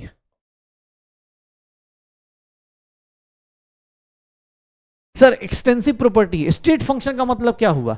सर जो चीज भी बोल दिया जाए ना स्टेट फंक्शन है, तो मान लो कोई रिएक्टेंट है, ध्यान सुनना। अब अगर रिएक्शन की बात कर दी जाए तो रिएक्टेंट है और प्रोडक्ट है। अगर मैं बोलता हूं कि सर इंट्रोपी क्या है? स्टेट फंक्शन है, तो ध्यान सुनिएगा, इंट्रोपी ऑफ रिएक्शन अगर आपको बोल दिया जाए निकालने को, तो कुछ नहीं करना, ध्यान सुना। सर इंट्रोपी क्या होती है? State function. किस पे डिपेंड करेगी? फाइनल माइनस इनिशियल पे। मतलब मैं क्या करूंगा? इंट्रोपी ऑफ प्रोडक्ट, प्रोडक्ट की जितनी इंट्रोपी है, जितने मोल्स हैं उनकी इंट्रोपी, माइनस रिएक्टेंट की इंट्रोपी करूंगा, माइनस रिएक्टेंट की इंट्रोपी करूंगा।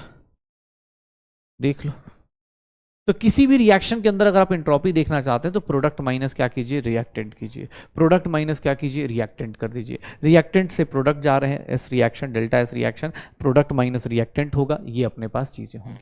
पक्का। तो entropy is nothing thermodynamic state function है which is a measure of randomness और डिसऑर्डरनेस। जितना ज्यादा रैंडम होगा उतनी ज्यादा एंट्रोपी होगी। एंट्रोपी जो स्टेट फंक्शन किस पे डिपेंड करता है, इनिशियल और फाइनल स्टेट पे डिपेंड करता है, इनिशियल और फाइनल स्टेट पे डिपेंड करता है, यही होगा। पक्का। तो एंट्रोपी एक थर्मोडायनेमिक स्टेट प्रॉपर्टी है जो रैंडमनेस और डिसऑर्डरनेस को मेजर करेगा, एक्सटेंसिव प्रॉपर्टी होगी। पक्का हो जाएगा सर। अब इंट्रोपी को तुमसे कोई नॉर्मल कोई क्वेश्चन पूछे, टेम्परेचर बढ़ाओगे, टेम्परेचर बढ़ाओगे तो क्या होगा, अब सोचना खुद से। टेम्परेचर बढ़ाओगे तो ध्यान सुनना कुछ लाइंस, टेम्परेचर बढ़ाओगे, अच्छा एक मिनट, अगर टेम्परेचर बढ़ाते हो, अगर टेम्परेचर बढ़ाते हो, ध्यान सुनना कुछ लाइंस, अगर टेम्परेचर बढ़ाते हो तो एंट्रोपी क्या होगी, इंक्रीज होगी। क्यों? क्योंकि सर टेम्परेचर बढ़ाना मतलब मॉलिक्यूल्स की काइनेटिक एनर्जी का बढ़ना, काइनेटिक एनर्जी बढ़ेगी तो ऑब्वियस एंट्रोपी बढ़ेगी। सर टेम्परेचर कम करोगे एंट्रोपी कम होगी। ध्यान सुनिएगा ये दो लाइंस। सर अगर आपने किसी का वॉल्यूम फिक्स कर दिया, अगर आपने किसी का वॉल्यूम फिक्स कर दिया, मतलब इस रूम में आप कहीं बाहर नहीं जा सकते, रूम का दीवार नहीं तोड़ सकते, तो अब क्या होगा, अगर मान लो जैसे क्लासरूम है तुम्हारे पास, अब इसमें नंबर ऑफ मॉलिक्यूल्स आपने बढ़ा दिए, तो मेरी इंट्रोपी क्या हो जाएगी, बढ़ जाएगी। कैसे? मैं सामने वाले से ही बात कर सकता हूं, मैं इससे ही बात कर सकता हूं, मैं उससे ही बात कर सकता हूं, किसी और से ही बात कर सकता हूं। ध्यान सुनिएगा, एग्जाम हॉल में ये सब स्टेटमेंट आएंगे। For a fixed volume system entropy increases if number of molecules is increased in the system. अगर फिक्स्ड वॉल्यूम सिस्टम में बात करें तो एंट्रोपी क्या होती है, इंक्रीज करती है if the number of molecules is increased in the system. Sir fixed number of molecules होंगे तो आप वॉल्यूम बढ़ाएंगे, जैसे मान लो मॉलिक्यूल्स फिक्स कर दिया और आप अगर वॉल्यूम बढ़ाते हैं तो सडनली मेरी इंट्रोपी फिर से बढ़ जाएगी। क्यों? क्योंकि sir number of molecules fixed हैं, लेकिन मेरी इंट्रोपी क्यों बढ़ रही है, बिकॉज मैं क्या कर सकता हूं, दूर दूर तक जा सकता हूं। अगर इस रूम की दीवार अपने पास बड़ी हो जाए तो मैं क्या करूंगा, वहां तक चला जाऊंगा, मेरी रैंडमनेस वहां तक चली जाएगी। तो दोनों कंडीशन में, चाहे वॉल्यूम फिक्स करिए चाहे नंबर ऑफ मॉलिक्यूल्स फिक्स करिए, हमेशा इंट्रोपी बढ़ेगी ही बढ़ेगी। याद रखिएगा, कोई पूछे इंट्रोपी ऑफ, जितना ज्यादा कॉम्प्लेक्स मॉलिक्यूल है उतना ज्यादा उसकी इंट्रोपी ज्यादा होगी। क्यों? क्योंकि उसको उतना ज्यादा अरेंज करने के तरीके आप चेंज कर सकते हैं। 3D में उसका उतना ज्यादा आइसोमर्स बन जाएगा, उतने ज्यादा उसकी अरेंजमेंट चेंज हो जाएगी। तो याद रखिएगा, मोर कॉम्प्लेक्स सब्सटेंस की इंट्रोपी ज्यादा होती है। इंट्रोपी क्या होती है, ज्यादा होती है। Entropy of compounds with similar molecular masses increases with increase in size. याद रखिएगा, कुछ मॉलिक्यूल्स का मास बढ़ता है तो भी उनकी इंट्रोपी क्या होती है, बढ़ जाती है। आयनिक कंपाउंड्स का, आयनिक सॉलिड्स में जैसे जैसे फोर्स ऑफ अट्रैक्शन कम होगा, जैसे देखो ना, अब आयनिक बॉन्ड आपने पढ़ा है तो आप वहां से चेक कर सकते हो। आयनिक कंपाउंड्स में क्या होता है, फोर्स ऑफ अट्रैक्शन लगता है चार्जेस के बीच में। सर यहां पर चार्ज कितना है, +1 -1, यहां पर कितना है, +2 -2। यहां पर क्या हो गया, फोर्स ऑफ अट्रैक्शन ज्यादा है, चार्ज ज्यादा है, फोर्स ऑफ अट्रैक्शन ज्यादा है, तो मॉलिक्यूल्स क्या रहेंगे, पास पास। वहां पर कम रहेंगे तो इसलिए वहां पर क्या हो गई, इंट्रोपी बढ़ गई। पक्का। तो सर जहां पर फोर्स ऑफ अट्रैक्शन ज्यादा वहां पर इंट्रोपी कम, और जहां फोर्स ऑफ अट्रैक्शन कम वहां पर इंट्रोपी ज्यादा। हार्डर सब्सटेंस का इंट्रोपी सॉफ्ट सब्सटेंस से कम होता है। जैसे अगर तुमसे डायमंड और ग्रेफाइट का पूछा जाए तो डायमंड और ग्रेफाइट में ग्रेफाइट का ज्यादा होगा, क्योंकि ग्रेफाइट क्या होता है, सॉफ्ट होता है, उसके अंदर रैंडमनेस ज्यादा है। डायमंड के अंदर रैंडमनेस क्या होगी, कम होगी। डायमंड के अंदर रैंडमनेस क्या होगी, कम होगी। तो ये कुछ चीजें हैं जो इंट्रोपी के ऊपर आप डिस्कस कर सकते हैं। इंट्रोपी आप ऐसे चेक कर सकते हैं, ठीक है। चलिए, अब इंट्रोपी निकालते कैसे हैं। अगर मुझे इंट्रोपी का चेंज निकालना है, इंट्रोपी का चेंज निकालना है तो हम लोग डेल्टा एस निकालते कैसे हैं। तो delta S is nothing delta Q by T, या फिर इसको हम लोग बोल देते हैं delta H by T. Sir temperature delta Q change in heat upon temperature से डिवाइड कर देते हैं तो क्या आ जाता है, इंट्रोपी। सर इसका यूनिट क्या होता है, जूल्स पर केल्विन, ये जूल्स पर मोल होता है, डिवाइड बाय क्या आ जाए, पर केल्विन। तो इंट्रोपी का यूनिट क्या आ जाता है, यूनिट या इंट्रोपी क्या आ जाती है, सर वो कितना है, जूल्स पर मोल है, और उसको किससे डिवाइड कर दो, केल्विन से, तो पर केल्विन, जूल्स पर मोल पर kelvin. Sir delta H Q by T हो जाता है। अब ध्यान सुना, अब यहां पर sir D Q by T, ये देखिएगा सर डी क्यू को क्या लिख सकते हैं, याद है अपने पास D U is nothing D Q plus D W. तो डी क्यू को क्या लिख सकते हैं, D U minus D W upon T. Sir what is D U, ये देखो N C V delta T minus D W क्या हो जाएगा, P delta V upon T हो जाएगा। सर डी एस की वैल्यू देखिएगा, देखिएगा एक इंटीग्रेशन है, बस दिखाना है और कुछ नहीं, आपको बस ये देखना है।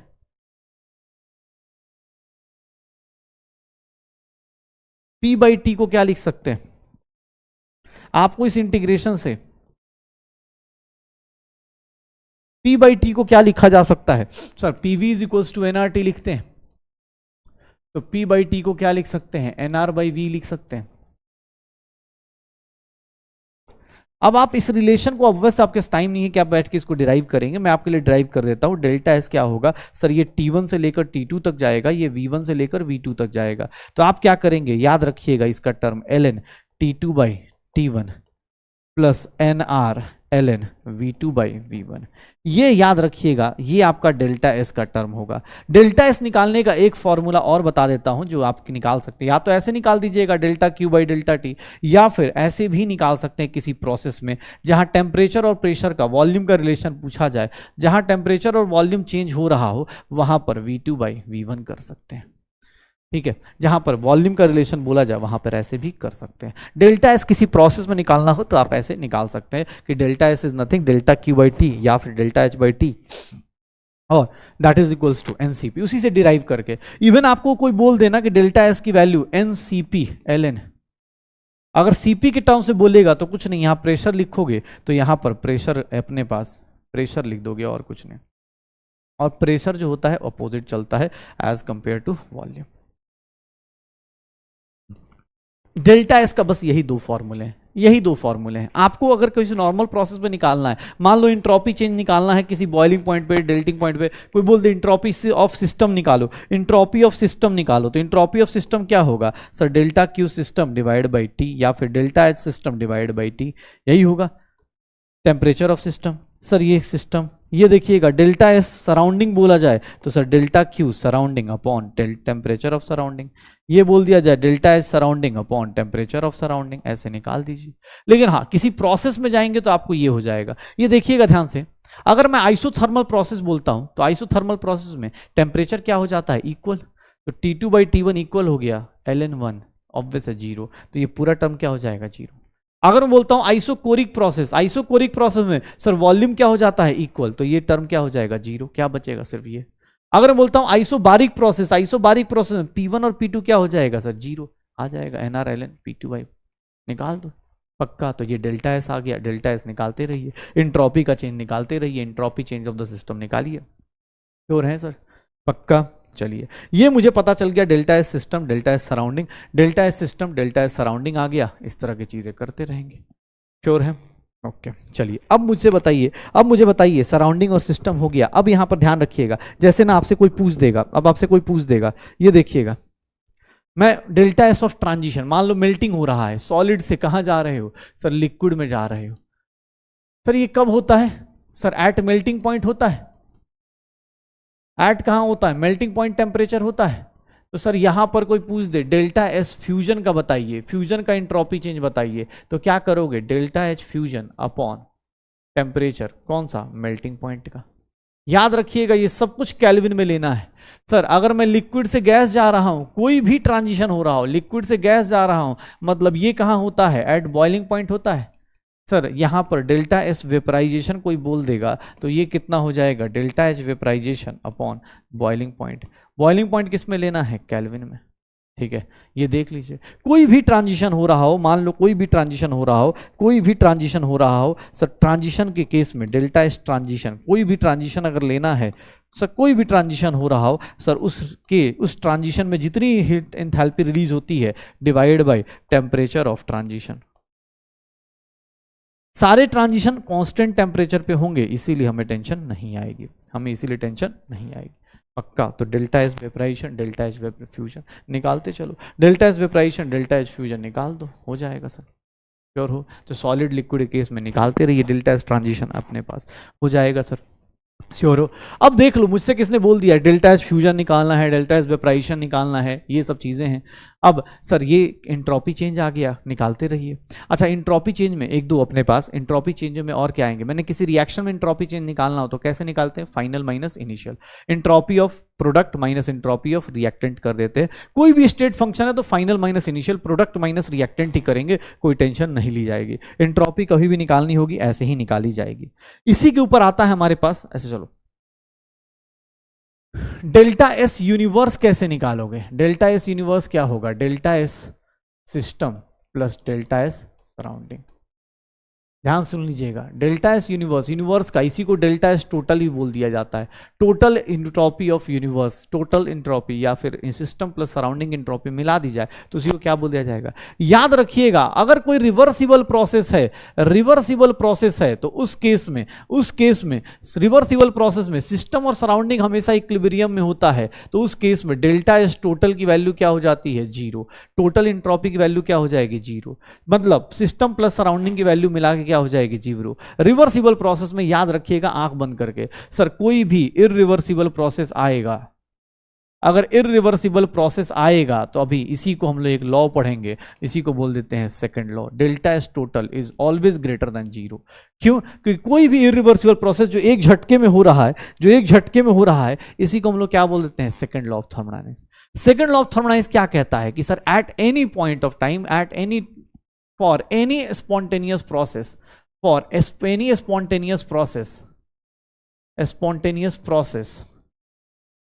to occur, sir total entropy जो होनी चाहिए या टोटल या फिर इनवर्स की इंट्रोपी जो होनी चाहिए वो हमेशा क्या होना चाहिए, ग्रेटर देन जीरो होना चाहिए, वो हमेशा क्या होना चाहिए, इंक्रीजिंग होना चाहिए। डेल्टा एस ये क्या होना चाहिए, इंक्रीजिंग होना चाहिए, तभी आप कोई भी चीज कर पाओगे। सर आप तभी भी कोई भी चीज कर पाओगे, जैसे अभी आप खेल कूद छोड़ के पढ़ाई क्यों कर रहे हो, सिस्टम अपना कंट्रोल क्यों कर रहे हो, आप नहीं जा रहे घूमने फिरने, क्यों? क्योंकि आपको पता है कि यार ये प्रोसेस अभी कर लेता हूं ताकि मुझे पता है मेरी टोटल इंट्रोपी फाइनली जाके बाद में बढ़ जाएगी। तुम्हें पता है अभी 2 महीने अगर कंट्रोल करके पढ़ाई कर ली तो 5 महीने के बाद आप खेलते रहिए ना, जितना खेलना है खेलते रहिए, कोई दिक्कत नहीं। डेल्टा एस टोटल क्या हो जाएगा, आप कोई भी प्रोसेस अपने आप इसलिए कर रहे हैं, अभी आज के टाइम पे आप इस बैच को इसलिए रेगुलरली फॉलो कर रहे होंगे क्योंकि आपको ही पता है कि अल्टीमेट रिजल्ट में ये आएगा कि मेरा टोटल इंट्रोपी क्या हो जाएगा, बढ़ जाएगा। याद रखिएगा कोई भी स्पॉन्टेनियस प्रोसेस हो या फिर इसी को बोल देते हैं इररिवर्सिबल प्रोसेस, इररिवर्सिबल प्रोसेस में delta S total greater than zero.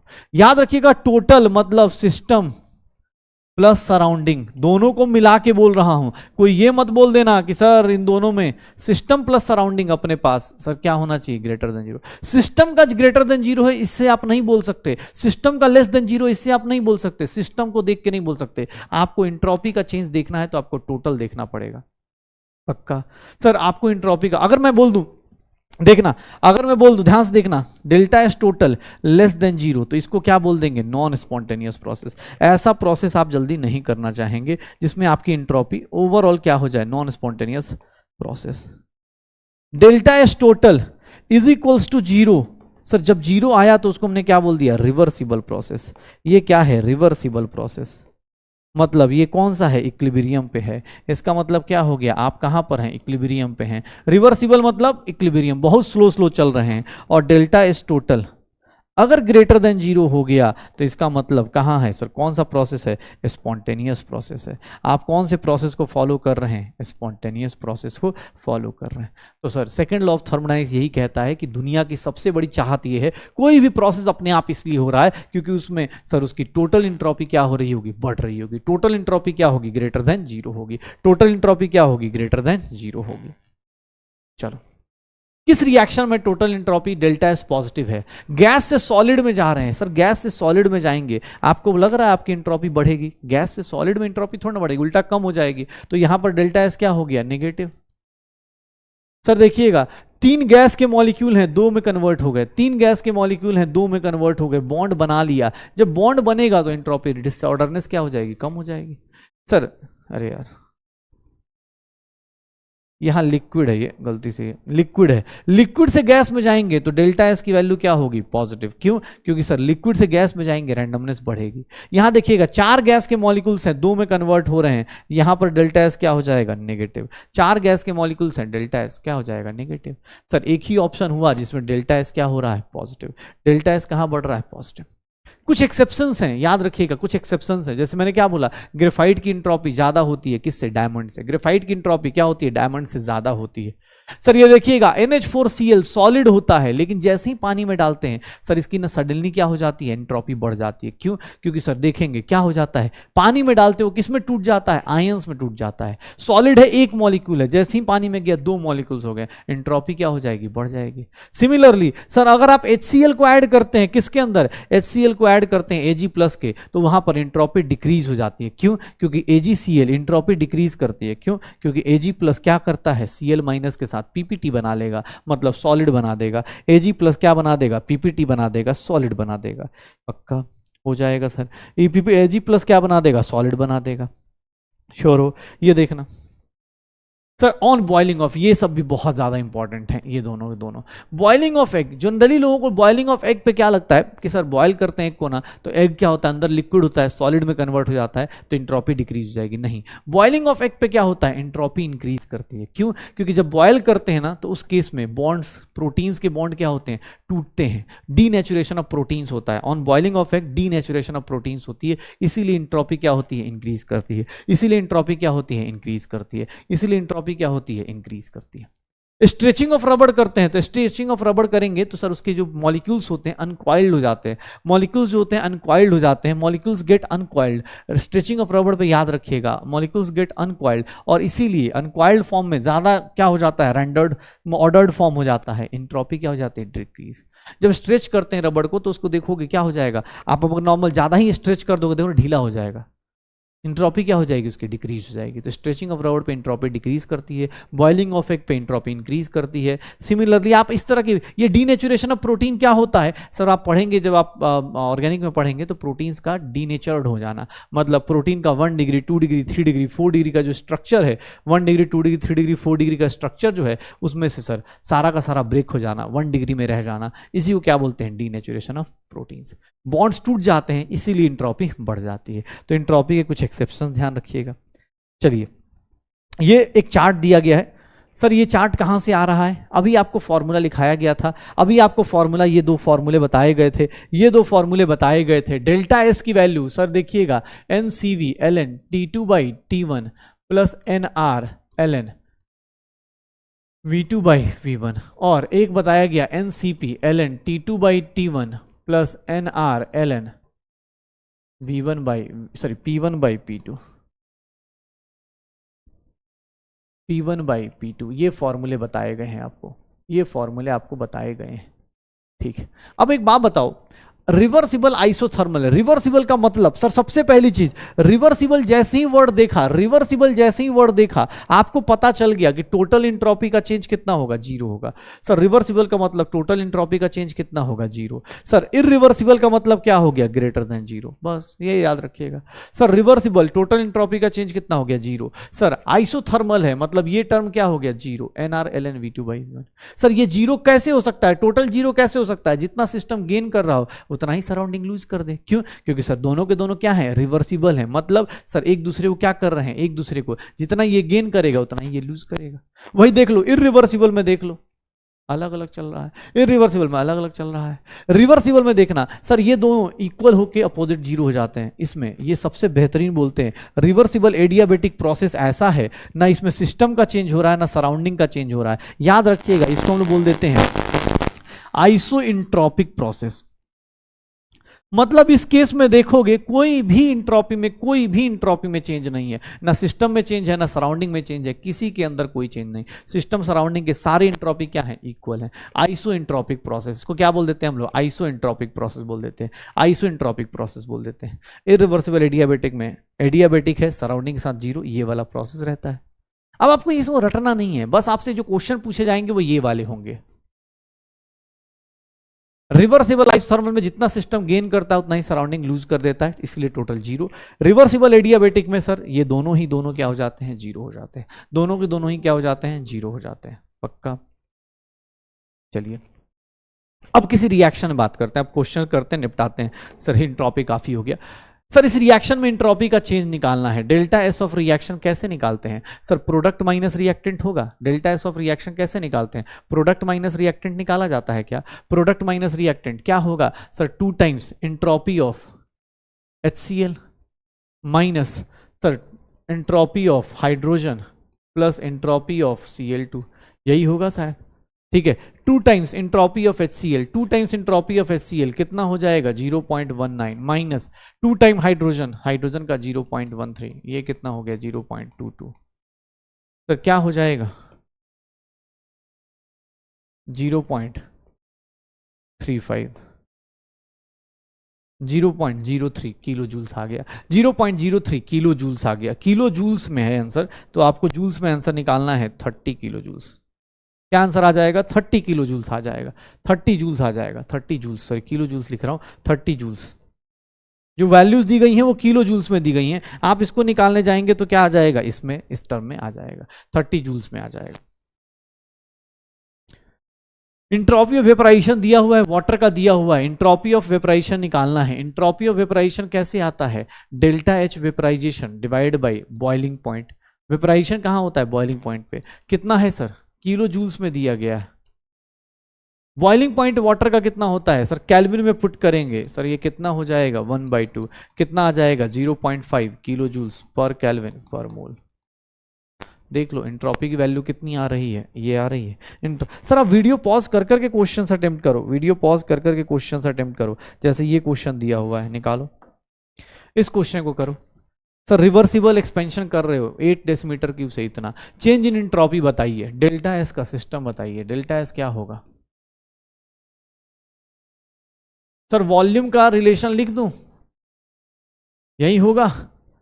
Sir temperature constant है, मतलब ये वाला टर्म क्या लिख लूं 0, क्योंकि टेम्परेचर कांस्टेंट है तो ये टर्म चेंज होगा नहीं, तो 0 हो गया। सर डेल्टा एस की वैल्यू कितनी हो जाएगी n times r, 5 into R की वैल्यू कितनी ले लूं सर, जूल्स में लेना है तो 8.314, और ln को कितना ले लूं, ln को 2.303 लॉग ये कितना हो गया 80/8, कितना हो जाएगा 10, तो सर ये कितना आ गया,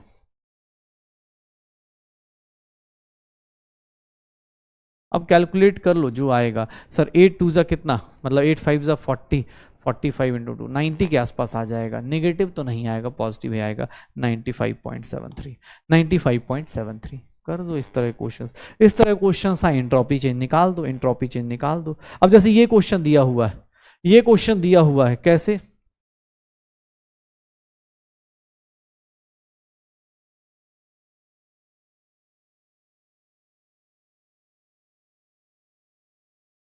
एक minute,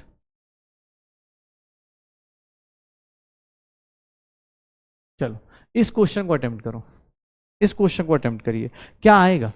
adiabatic process, isothermal process, adiabatic process में क्या जीरो होगा, क्यू जीरो होगा। एडियाबेटिक प्रोसेस में क्या जीरो होगा, क्यू जीरो होगा। ए का क्या होना चाहिए, क्यू। आइसोथर्मल प्रोसेस में क्या जीरो होगा, डेल्टा टी जीरो होगा। बी का क्या होना चाहिए 3, बी का देख लो 3, बी का 3 जैसे ही देखोगे ये कैंसिल आउट, बी का 3, ए का क्यू। सर आइसो इंथैल्पिक में डेल्टा एच जीरो, सी का क्या हो जाएगा 2, सी का क्या हो जाएगा 2, आइसो इंट्रोपिक में डेल्टा एस जीरो।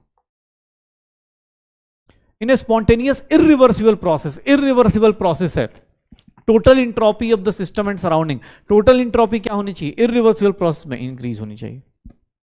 स्पॉन्टेनिटी, किसी प्रोसेस का स्पॉन्टेनिटी होने का मेजर रीजन क्या होता है कि सर आपकी एनर्जी क्या हो जाए मिनिमम, और रैंडमनेस क्या हो जाए मैक्सिमम। इसी को हम लोग क्या बोल देते हैं कि सर ये प्रोसेस क्या होगा, स्पॉन्टेनियस होगा, ये प्रोसेस क्या होगा, स्पॉन्टेनियस होगा, ये प्रोसेस क्या होगा, स्पॉन्टेनियस होगा। इस रिएक्शन को देखिए, 2 क्लोरीन के एटम्स हैं, वो क्या बन रहे हैं मॉलिक्यूल्स में, मतलब बॉन्ड बना रहे हैं। जब बॉन्ड बना रहे हैं मतलब खुद को स्टेबलाइज करेंगे, बॉन्ड बनाएंगे तो एनर्जी क्या होगी, रिलीज होगी। डेल्टा एच क्या होगा, रिलीज होगा। नेक्स्ट डेल्टा एच क्या होगा, लेस देन 0, डेल्टा एच क्या होगा, लेस देन 0। तो सर ये दोनों कैंसिल आउट हो गए। अब सर एनर्जी बॉन्ड बन रहा है, इंट्रोपी के साथ क्या होगा, तो इंट्रोपी के साथ क्या हो रहा होगा, अगर इंट्रोपी की बात करेंगे तो यहां पर इंट्रोपी के साथ क्या होगा बताओ। एंट्रोपी में 2Cl से Cl2 अपने पास क्या बन जाएगा, 2Cl से Cl2 क्या बन जाएगा। इंट्रोपी की बात करेंगे तो इंट्रोपी में क्या बन जाएगा, 2Cl से Cl2, तो क्या हो जाएगा सर यहां पर क्लोरीन से मॉलिक्यूल, इंट्रोपी यहां क्या हो रही है, डिक्रीज हो रही है। क्यों, क्योंकि सर आप ना फ्री एटम्स थे, अब आप किस में कन्वर्ट हो गए, मॉलिक्यूल्स में कन्वर्ट हो गए। क्लोरीन एटम था, जैसे ही मॉलिक्यूल में बॉन्ड बना रहे हो, मतलब बॉन्ड बनना मतलब आपकी इंट्रोपी क्या हो जाएगी, डिक्रीज हो जाएगी। बॉन्ड बनना मतलब आपकी इंट्रोपी क्या हो जाएगी, decrease. Entropy of the universe कहां जाता है, वो ट्राई कर रहा है मैक्सिमम जाने की। आज के टाइम पे सारा यूनिवर्स हमारा कहां जाने की कोशिश कर रहा है, मैक्सिमम पे जाने की।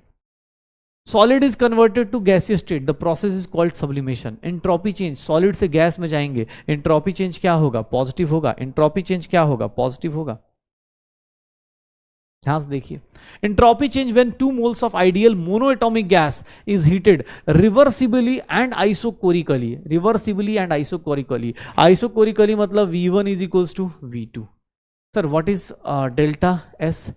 NCV ln T2 by T1 plus NR ln V2 by V1, यही होगा sir. NCV ln T2 by T1 NR ln V2 by V1 क्या सर? आइसोकोरिकली है, मतलब वॉल्यूम क्या है? इक्वल है, 0। सर डेल्टा एस की बात करेंगे, NCV, N का मतलब क्या हो गया सर? एक ही मोल है, नहीं 2 मोल्स हैं।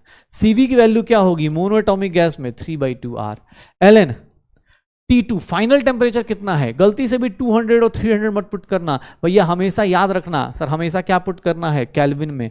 573 अपॉन 473 ये पुट करना है। तो ये cancel out, 3R ln 573 upon 473 ln 3R ln 573 upon 473 पक्का। तो सर एंट्रोपी चेंज आ जाएगा आपको अलग अलग कंडीशंस में, एंट्रोपी ऑफ ट्रांजिशन निकल जाएगी। अब आते हैं third law of thermodynamics. Third law of thermodynamics क्या है? बहुत छोटा सा लॉ है। क्या बोलता है कि सर सारे सब्सटेंस की ना 0 केल्विन, ये ओके नहीं है भाई, 0 केल्विन है, एब्सोल्यूट 0, इसको बोलते हैं एब्सोल्यूट 0। सर अगर आप देखेंगे सारे सब्सटेंस की सर सेम हीट कैपेसिटी होगी, और वो हीट कैपेसिटी कितनी हो जाएगी? 0। याद रखिएगा, entropy of a perfectly crystalline substance, perfectly crystalline substance मतलब सर जिसमें सब कुछ ऑर्डर्ड होता है, सब कुछ ऑर्डर्ड होता है, उसकी एंट्रोपी कितनी हो जाती है? 0। कितने पे? 0 केल्विन पे। सर आपको अगर मैं ऐसे लिख दूं, limit temperature tending to 0 kelvin, sir entropy of perfect crystalline ये कितना हो जाएगा? परफेक्ट क्रिस्टलाइन की बात करूंगा ये 0। लेकिन अगर यही चीज limit temperature tending to 0 kelvin अगर मैं इम्परफेक्ट बोल दूं, इम्परफेक्ट मतलब सर उसके अंदर कुछ ना कुछ इंप्योरिटी होगी, इम्परफेक्ट क्रिस्टलाइन की बात करूं तो that is not equals to 0। Perfect crystalline होगा तो उसकी वैल्यू कितनी हो जाएगी? 0। एंड बिकॉज ऑफ दिस आप चाहो तो एंट्रोपी निकाल सकते हो, देखना by using this entropy of perfect crystalline substance eight T kelvin. अगर आप सर एंट्रोपी निकालना चाहो तो ST कितना हो जाएगा? NCP ln T हो जाएगा। याद रखिएगा NCP ln T हो जाएगा। अगर किसी सब्सटेंस का, परफेक्टली सब्सटेंस का अगर आप निकालना चाहते हो तो सर उसका एंट्रोपी की एग्जैक्ट वैल्यू निकाल सकते हो, लेकिन वो क्या होना चाहिए? परफेक्टली क्रिस्टलाइन होना, परफेक्टली क्रिस्टलाइन होना चाहिए। तो एंट्रोपी का क्या निकाल दोगे आप? NCP, ठीक है, NCP ln T निकाल दोगे, NCP ln T निकाल दोगे। याद रखिएगा इसी को बोलते हैं, बस अब इसमें ज्यादा कुछ नहीं, entropy. First law, second law, third law, बस यही 3 लॉज थे, इन्हीं के ऊपर बातें करनी थी, इनके ऊपर हमने बातें कर ली, इनके ऊपर अब हमने बातें कर ली। अब देखो होता क्या है थर्मोडायनामिक्स का लास्ट टर्म, जो नया टर्म आया। देखो एंट्रोपी भी स्टेट फंक्शन था, एक्सटेंसिव प्रॉपर्टी थी। सिमिलरली एक गिब्स एनर्जी होती है। गिब्स एनर्जी क्या होती है? एक्चुअली कुछ नहीं भाई, जैसे हमारी बॉडी के अंदर क्या होता है? फैट स्टोर्ड होता है। फैट कैसा स्टोर होता है सर? आप सिंपल सा आप खुद सोचो, हमारी बॉडी के अंदर जैसे कभी साइकिल चलाते टाइम या बाइक चलाते टाइम देखा होगा, अगर कहीं ढलान पे होते हो ना, बाइक बंद भी कर दोगे चला जाएगा। साइकिल चलाते टाइम देखोगे अगर बहुत ज्यादा पैडल मार दिया तो कुछ दूर नहीं भी मारोगे ना तब भी चलता जाएगा। कैसे चल रहा है? जैसे हम खाना खा रहे हैं, मान लो एक टाइम का खाना स्किप हो गया तो ऐसा नहीं कि भूखे मर जाओगे, एक टाइम नहीं खाना खाओगे ना तब भी बॉडी काम कर जाती है। क्यों? क्योंकि सर हमारी बॉडी के अंदर ना बहुत सारी चीजें स्टोर्ड होती हैं, fats in the form of energy, glycogen stored होता है, जो कि जब जरूरत पड़ती है तो वो एनर्जी दे देता है। तो गिब्स फ्री एनर्जी भी ऐसे ही काम करता है। गिब्स फ्री एनर्जी भी क्या बोलता है कि भाई एक ऐसी सिस्टम, एक ऐसा एनर्जी जो आपके बॉडी में ऐसे ही पड़ा हुआ है, तो इसको गिब्स एनर्जी एक्चुअली कुछ नहीं, गिब्स एनर्जी एक वर्ड इसलिए लेके आए, इसको हम लोग बोलते हैं गिब्स एनर्जी फंक्शन। ये क्या होता है? तो सर H माइनस TS होता है, H माइनस TS होता है, ये गिब्स एनर्जी का फंक्शन है, H माइनस TS। ठीक है, अब ध्यान से देखना सर, अब तुम्हें ही पता है जैसे ही डिफ्रेंशिएट करूंगा डेल्टा H ऐसा आएगा।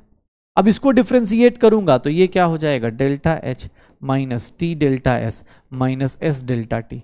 इन जनरल हम लोग हमेशा क्या मानते हैं? इन जनरल हम लोग हमेशा ये मान के चलते हैं कि हमारा टेम्परेचर क्या होगा सर? डेल्टा T क्या होता है? 0, कांस्टेंट रहता है delta G। Sir delta G is nothing delta H minus T delta S। Actually हम लोग ये इसलिए लेके आए, ये फंक्शन इसलिए लेके आए, इसका रीजन सोचना। अभी हमने जस्ट पढ़ा कोई प्रोसेस स्पॉन्टेनियस कब होगा, जब उसके अंदर एनर्जी कम होगी और इंट्रोपी ज्यादा होगी, रैंडमनेस ज्यादा होगी। अब मैं एक ऐसा टर्म खोज रहा था, एक ऐसी चीज कर रहा था जिसमें दोनों टर्म आ जाएं। अभी तक देखोगे इंथैल्पी अलग आ रहा था, एंट्रोपी अलग आ रहा था। अब मैंने क्या किया, एक ऐसा फंक्शन खोज दिया, एक ऐसी एनर्जी खोज दी जिसमें दोनों साथ में आ जाएं। मतलब देखो ना, डेल्टा एच आ गया, ये एनर्जी दिखाएगा और ये क्या दिखाएगा, रैंडमनेस दिखाएगा। मैं इसी को यूज कर लूंगा। गिब्स एनर्जी क्या है, कुछ नहीं, एंट्रोपी और एंथैल्पी को रिलेट करने वाला एक टर्म है जिसको हम लोग यूज करते हैं। गिब्स एनर्जी का फॉर्मूला बहुत सिंपल सा है सर। गिब्स एनर्जी देखेंगे, गिब्स एनर्जी अगर आप सिस्टम का निकालना चाहते हैं तो delta H system minus T delta S system. Sir Gibbs energy आप सराउंडिंग का निकालना चाहते हैं तो sir delta H surrounding minus temperature delta H surrounding. और एक बात बताऊं, एक सबसे अच्छी बात कि सर आपको ये गिब्स एनर्जी इतना शानदार चीज दे देगा ना, आपको इतनी शानदार चीज दे देगा। मैं अभी रुक जाओ, एक मिनट देखना, गिब्स एनर्जी का फॉर्मूला बताता हूं sir. Delta H minus T delta S लिखा आपने, या फिर गिब्स एनर्जी जितनी आपने फालतू की एनर्जी जो भी आपने नेग्लेक्ट की है ना आज तक, जैसे आपने इसको इस केस में क्या मान लिया, एस डेल्टा टी को नेग्लेक्ट कर देते हैं। क्यों? क्योंकि sir generally normal temperature constant रहता है। सिमिलरली जब आप इंथैल्पी का नोट्स देखोगे वहां पर हमने एक टर्म नेग्लेक्ट किया है वी डेल्टा पी। तो सर वी डेल्टा पी वो भी हमने नेग्लेक्ट किया, हमने बोला कि भाई सब जगह ना कांस्टेंट रहता है। सर गिब्स एनर्जी का एक फॉर्मूला ये भी हो जाता है सर, गिब्स एनर्जी इन्हीं दोनों पे काम करता है। जैसे इस केस में देखना, at constant pressure, at constant pressure, pressure constant हो गया तो delta G by delta T इसके इक्वल आ जाएगा। एट कांस्टेंट टेम्परेचर, अगर टेम्परेचर कांस्टेंट कर दिया तो delta G by delta P किसके इक्वल आ जाएगा, वॉल्यूम।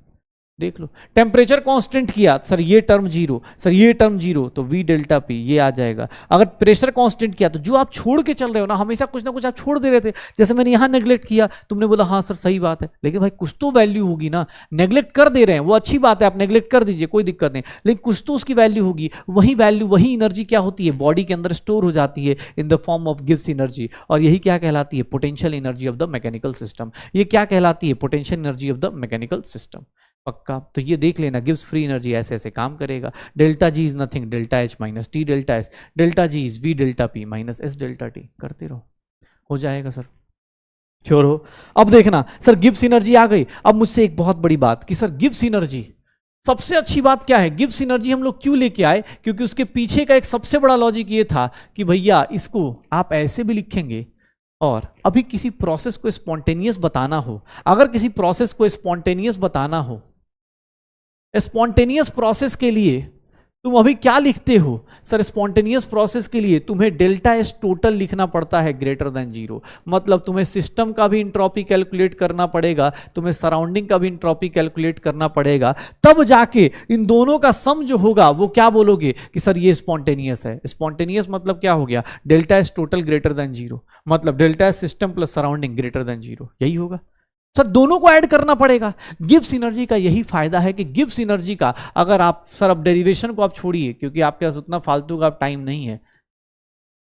गिब्स एनर्जी अगर सिस्टम का निकालने जाते हैं तो वो कुछ नहीं, minus T times delta S total होता है। मतलब सर अगर कोई प्रोसेस स्पॉन्टेनियस है तो आज के बाद आप ये भी बोल सकते हैं कि सर या तो ये कंडीशन सेटिस्फाई करे, या फिर आप सीधा सीधा गिब्स एनर्जी ऑफ सिस्टम देख लीजिए। अगर Gibbs energy of system less than zero है, देखिए ना, टोटल इंट्रोपी अगर पॉजिटिव होगा, टेम्परेचर कभी निगेटिव हो नहीं सकता, तो टोटल इंट्रोपी पॉजिटिव होगा, टेम्परेचर कभी निगेटिव हो नहीं सकता, minus T delta S, sir ये क्या होगा, नेगेटिव होगा। स्पॉन्टेनियस प्रोसेस के लिए सिर्फ सिस्टम को देखिए, सराउंडिंग को देखने की जरूरत ही नहीं। गिब्स एनर्जी इसीलिए इतना हाईलाइटेड हुआ क्योंकि यहां सिर्फ और सिर्फ सिस्टम को देखना था, सराउंडिंग को देखना ही नहीं था, सिस्टम को देखिए बस। तो सिस्टम को देखा, लेस देन जीरो आ गया। अगर कोई बोल दे सर रिवर्सिबल प्रोसेस है तो, या इक्विलिब्रियम पे है तो, इक्विलिब्रियम पे है तो सर इक्विलिब्रियम पे ये स्पॉन्टेनियस इरिवर्सिबल, ठीक है। यहां पर डेल्टा एस टोटल क्या हो जाएगा, जीरो। डेल्टा एस टोटल क्या हो जाएगा, zero. Sir delta G system का क्या हो जाएगा, जीरो। अगर डेल्टा जी सिस्टम जीरो हो गया मतलब रिवर्सिबल पे है या इक्विलिब्रियम पे है। और अगर आपसे फिर से कोई पूछ दे सर नॉन स्पॉन्टेनियस प्रोसेस होगा तो, नॉन स्पॉन्टेनियस प्रोसेस पूछा मतलब delta S total less than zero, मतलब डेल्टा जी टोटल सिस्टम क्या होना चाहिए, ग्रेटर देन जीरो। अगर आपके सिस्टम का गिब्स एनर्जी बढ़ रहा है मतलब आप नॉन स्पॉन्टेनियस रिएक्शन करा रहे हैं। आप अगर बात करें रिवर्सिबल, नॉन स्पॉन्टेनियस, स्पॉन्टेनियस, तो तीनों अपने पास प्रोसेस को अब आप कंबाइन कर सकते हैं। किसी भी तरीके का क्वेश्चन पूछे आप निकालते चले जाइए। अगर कोई पूछ दे इक्विलिब्रियम पे क्या होता है, इक्विलिब्रियम पे क्या होगा सर, इक्विलिब्रियम पे delta G becomes zero, delta G becomes zero, delta H minus T delta S. Equilibrium का टेम्परेचर कोई बोलेगा, निकाल दीजिए।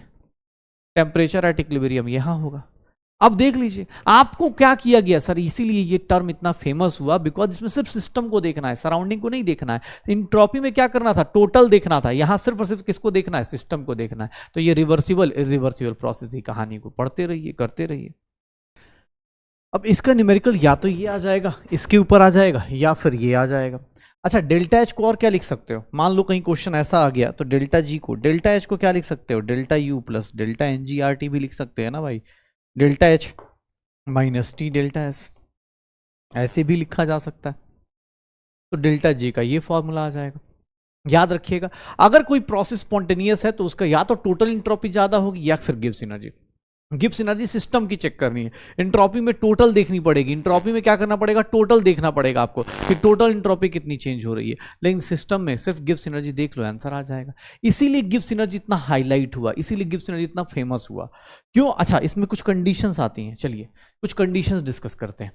अगर देखिएगा ध्यान सुनिएगा, delta G delta H minus T delta S, ध्यान सुनिएगा स्पॉन्टेनियस प्रोसेस कैसे कैसे चेक करेंगे। इसका एक केस ले लेता हूं, केस वन। अगर मैं बोलता हूं कि delta H less than zero, और ये मतलब लेस देन जीरो मतलब क्या हो गया, एक्सोथर्मिक हो गया, एक्सोथर्मिक हो गया। एनर्जी क्या हो रही है, डिक्रीज कर रही है, और इंट्रोपी क्या हो रही है, इंक्रीज कर रही है। सर ये सबसे बेस्ट कंडीशन होती है, क्यों, क्योंकि आप शुरू से पढ़ रहे हैं कि आप स्पॉन्टेनियस प्रोसेस किसको बोलना है, जहां मिनिमम एनर्जी हो और मैक्सिमम रैंडमनेस हो, सबसे बेस्ट होगी। कैसे, ये काम करो, ये देख लो, delta G sir delta H minus T delta S, sir ये प्रोसेस नेगेटिव है, ये प्रोसेस पॉजिटिव है, देखिएगा ध्यान से, पॉजिटिव है। ये पूरा का पूरा मल्टीप्लाई होके पॉजिटिव इनटू दिस टेम्परेचर, ये क्या हो गया, नेगेटिव। यहां पर डेल्टा जी की बात करेंगे, डेल्टा जी हमेशा क्या हो जाएगा, always negative, so always spontaneous. ये प्रोसेस हमेशा स्पॉन्टेनियस होगा। जिस रिएक्शन में या जिस प्रोसेस में हमेशा आपको क्या बोल दिया जाए कि सर आपकी एनर्जी क्या हो रही है, डिक्रीज कर रही है, और इंट्रोपी क्या हो रही है, इंक्रीज कर रही है, इंट्रोपी क्या हो रही है, इंक्रीज कर रही है, और एनर्जी क्या हो रही है, डिक्रीज कर रही है, उस प्रोसेस में क्या बोल देंगे कि सर ये हमेशा ही स्पॉन्टेनियस है, ऑलवेज स्पॉन्टेनियस। क्यों, क्योंकि आपको ही पता है सर ऐसी कंडीशन सबसे बेस्ट हो गई ना। लेकिन अगर मैं यही उल्टा ले लेता, केस टू ले लेता हूं, केस टू में सर गिब्स एनर्जी, एंथैल्पी क्या होगी, लेस देन जीरो, एक्सोथर्मिक है, लेकिन इंट्रोपी अगर लेस देन जीरो आ गई तो अब क्यों इंट्रोपी कम हो रही है तो क्या होगा सर, ये देखिएगा। अब आपको एग्जाम हॉल में बैठ के रटना नहीं है, ये सब आप अपने आप से निकालिए, बेसिक मैथ लगाइए। ये क्या है, नेगेटिव, सर ये देखिएगा ये क्या हो गया, नेगेटिव, नेगेटिव इंटू नेगेटिव, ये क्या हो गया, positive. Sir this is negative, minus T, negative और नेगेटिव क्या हो गया, पॉजिटिव हो गया। अब बताओ डेल्टा जी नेगेटिव कब होगा, डेल्टा जी नेगेटिव कब होगा, जब मैं ऐसा बोल दूं कि सर डेल्टा एच का, ऑब्वियस वो नेगेटिव है, तो डेल्टा एच का मैग्नीट्यूड किससे ज्यादा हो जाए, टी डेल्टा एस से ज्यादा हो जाए। मतलब ये नेगेटिव में कुछ ज्यादा ही नेगेटिव हो, इससे कम हो, ये इसकी वैल्यू क्या हो जाए, कम, तभी डेल्टा जी नेगेटिव हो सकता है। ये नेगेटिव है, ज्यादा ही नेगेटिव हो गया तो ऑब्वियस इसको कंपनसेट कर देगा। तो डेल्टा जी नेगेटिव कब होगा, मतलब ये प्रोसेस स्पॉन्टेनियस कब होगा, स्पॉन्टेनियस कब होगा, ये प्रोसेस स्पॉन्टेनियस कब होगा, spontaneous at, sir spontaneous at low temperature. ये प्रोसेस कब स्पॉन्टेनियस होगा, लो टेम्परेचर पे स्पॉन्टेनियस होगा। तो आपके पास ये दो कंडीशंस आ गई, आपके पास ये दो कंडीशंस आ गई। अगर मैं कोई और केस ले लूं, केस 3 ले लेता हूं, ध्यान से देखिएगा। अब आपके सामने delta H greater than zero मतलब एंडोथर्मिक, और delta S less than zero, ये ले लेता हूं। देखना डेल्टा जी की बात करेंगे, delta H minus T delta S, sir ये देखिएगा ये पॉजिटिव हो गया, ये क्या है, नेगेटिव, और निगेटिव इंटू दिस निगेटिव क्या हो गया, पॉजिटिव। सर डेल्टा जी यहां पर ऑलवेज क्या आएगा, पॉजिटिव आएगा। और अगर किसी का डेल्टा जी पॉजिटिव हो गया तो मतलब ये रिएक्शन ऑलवेज नॉन स्पॉन्टेनियस होगा, चाहे कुछ भी कर लो ऑलवेज नॉन स्पॉन्टेनियस होगा। सर देख लीजिए क्यों नॉन स्पॉन्टेनियस है, क्योंकि जो आपका ड्राइविंग फोर्स था उसके अपोजिट चल रहा है, उसमें देखिए एनर्जी बढ़ रही है और एंट्रोपी डिक्रीज हो रही है। आपका सबसे बेस्ट कंडीशन कौन सी थी, जब एंट्रोपी क्या हो जाए, एनर्जी क्या हो जाए कम और एंट्रोपी बढ़ जाए, उसके जस्ट अपोजिट है, वो हमेशा स्पॉन्टेनियस नहीं होगा, ऑलवेज नॉन स्पॉन्टेनियस। अगर चौथा केस देखें, केस नंबर 4, कि सर डेल्टा एच की वैल्यू ग्रेटर देन 0 और डेल्टा एस की वैल्यू ग्रेटर देन 0। ये देखिएगा डेल्टा जी delta H minus T delta S, sir delta H क्या होगा, सर पॉजिटिव होगा, ये क्या होगा, पॉजिटिव होगा। सर ये positive, this term overall negative हो गया। सर डेल्टा जी की वैल्यू कब नेगेटिव होगी, डेल्टा जी की वैल्यू कब नेगेटिव होगी, जब डेल्टा एच का मैग्नीट्यूड, जब डेल्टा एच का magnitude less than T delta S होगा। डेल्टा जी की वैल्यू निगेटिव कब होगी, जब डेल्टा एच का magnitude less than T delta S होगा। तो देख लो अपने पास डेल्टा जी निगेटिव। सर ये प्रोसेस कब स्पॉन्टेनियस है, spontaneous at high temperature. Sir देख लीजिएगा जो एंडोथर्मिक रिएक्शन होता है वो हाई टेम्परेचर पे फेवरेबल होता है, क्यों, क्योंकि टेम्परेचर जितना हाई होगा ये टी डेल्टा एस की वैल्यू निगेटिव में उतनी बढ़ जाएगी। ये स्पॉन्टेनियस हाई टेम्परेचर पे है और ये वाला स्पॉन्टेनियस कब है, लो टेम्परेचर पे है। एक्सोथर्मिक रिएक्शन कब फेवरेबल होती है, एक्सोथर्मिक रिएक्शन अगर आपकी एंट्रोपी कम भी हो रही है तब भी फेवरेबल होगी, कब, लो टेम्परेचर पे। तो ये सब बेसिक चीजें हैं, अब इसको रट नहीं सकते कि आप बैठ के रट रहे हैं, अरे भैया ये कंडीशन याद कर लेता हूं। आप एग्जाम हॉल में बेसिक मैथ लगाइए, ये पॉजिटिव ये नेगेटिव, ऑब्वियस ओवरऑल नेगेटिव कब आएगा, जब इसका मैग्नीट्यूड ज्यादा हो जाए, निकाल दो। तो ये कब ज्यादा हो सकता है, जब टेम्परेचर की वैल्यू बढ़ा दे, तो आंसर आ जाएगा पक्का। यही है डेल्टा जी गिव्स एनर्जी, बस इतनी ही है अपनी थर्मोडायनेमिक्स की कहानी। अब देखोगे थर्मोडायनेमिक्स की कहानी में तो निकालते रहो जितना निकालना है। क्वेश्चन देखिएगा क्या आएगा, गिव्स एनर्जी निकालते रहिए, गिव्स एनर्जी निकालते रहिए, क्या आ जाएगा, गिव्स एनर्जी निकालते रहिए। For spontaneous reaction gives energy will be less than 0।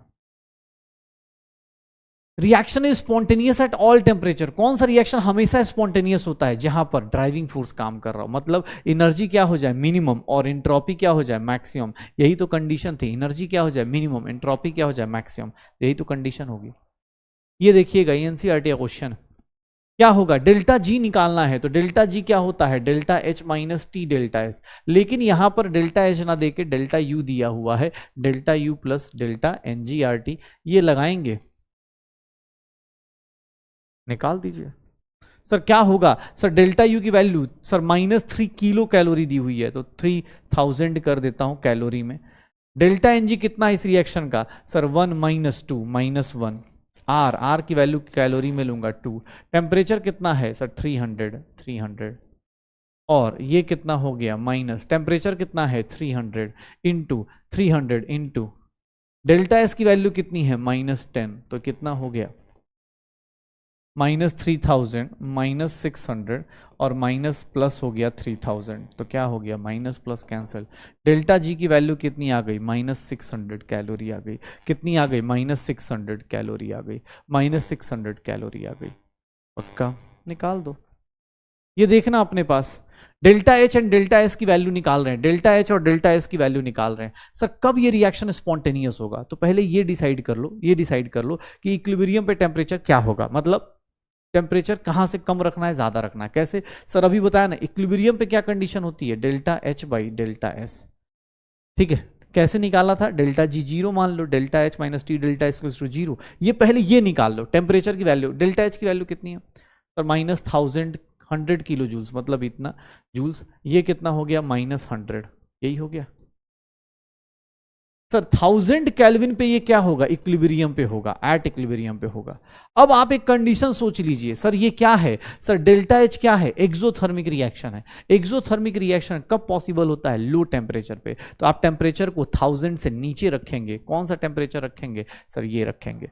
क्यों, क्योंकि सर आपको ही पता है डेल्टा एच लेस देन 0 और डेल्टा एस लेस देन 0, ये कंडीशन में डेल्टा जी देखिएगा, देख लो सर किसी को लगता हो ये नेगेटिव, ये नेगेटिव नेगेटिव क्या हो जाएगा पॉजिटिव, ये क्या होगा नेगेटिव, तो मैं हमेशा क्या रखूंगा, टेम्परेचर को कम रखूंगा ताकि मेरे पास क्या हो जाए, तो 1000 से कम रखूंगा, कितना रखूंगा आंसर 900। ये 1000 केल्विन क्या है, इक्विलिब्रियम का टेम्परेचर, इक्विलिब्रियम से ज्यादा रखूंगा या कम रखूंगा वो डिसाइड करूंगा एक्सो और एंडो देख के, वो डिसाइड करूंगा एक्सो और एंडो देख के। स्टैंडर्ड इंट्रोपी दिया हुआ है रिएक्शन का, टेम्परेचर शुड भी, इक्विलिब्रियम पे टेम्परेचर कितना आना चाहिए, टेम्परेचर इक्विलिब्रियम पे कितना आना चाहिए, delta H by delta S. Delta H की वैल्यू -30,000 दी हुई है, डेल्टा एस की वैल्यू निकाल दो, आ जाएगा। सर किसी रिएक्शन का डेल्टा एस रिएक्शन कैसे निकालेंगे, किसी रिएक्शन का डेल्टा एस निकालना हो कैसे निकालेंगे, तो कुछ नहीं करना, देखिएगा डेल्टा एस रिएक्शन कैसे आएगा। सर कुछ नहीं, ये देखिएगा sir, delta S of ammonia -1/2 times delta S of nitrogen plus 3/2 times delta S of hydrogen, यही होगा पक्का। तो ये अमोनिया का कितना हो गया, अमोनिया का कितना दिया है 50 -1/2 टाइम्स डेल्टा, हाइड्रोजन का कितना है, हाइड्रोजन का कितना है, नाइट्रोजन का कितना है 60, और इसका कितना है 3/2 टाइम्स 40, कितना हो गया 50 -30 प्लस ये कितना हो गया 60 -40, डेल्टा एस ऑफ रिएक्शन कितना हो गया -40, ये सारे के सारे जूल्स में आ रहे हैं, -40 जूल्स आ गया, पुट कर दो,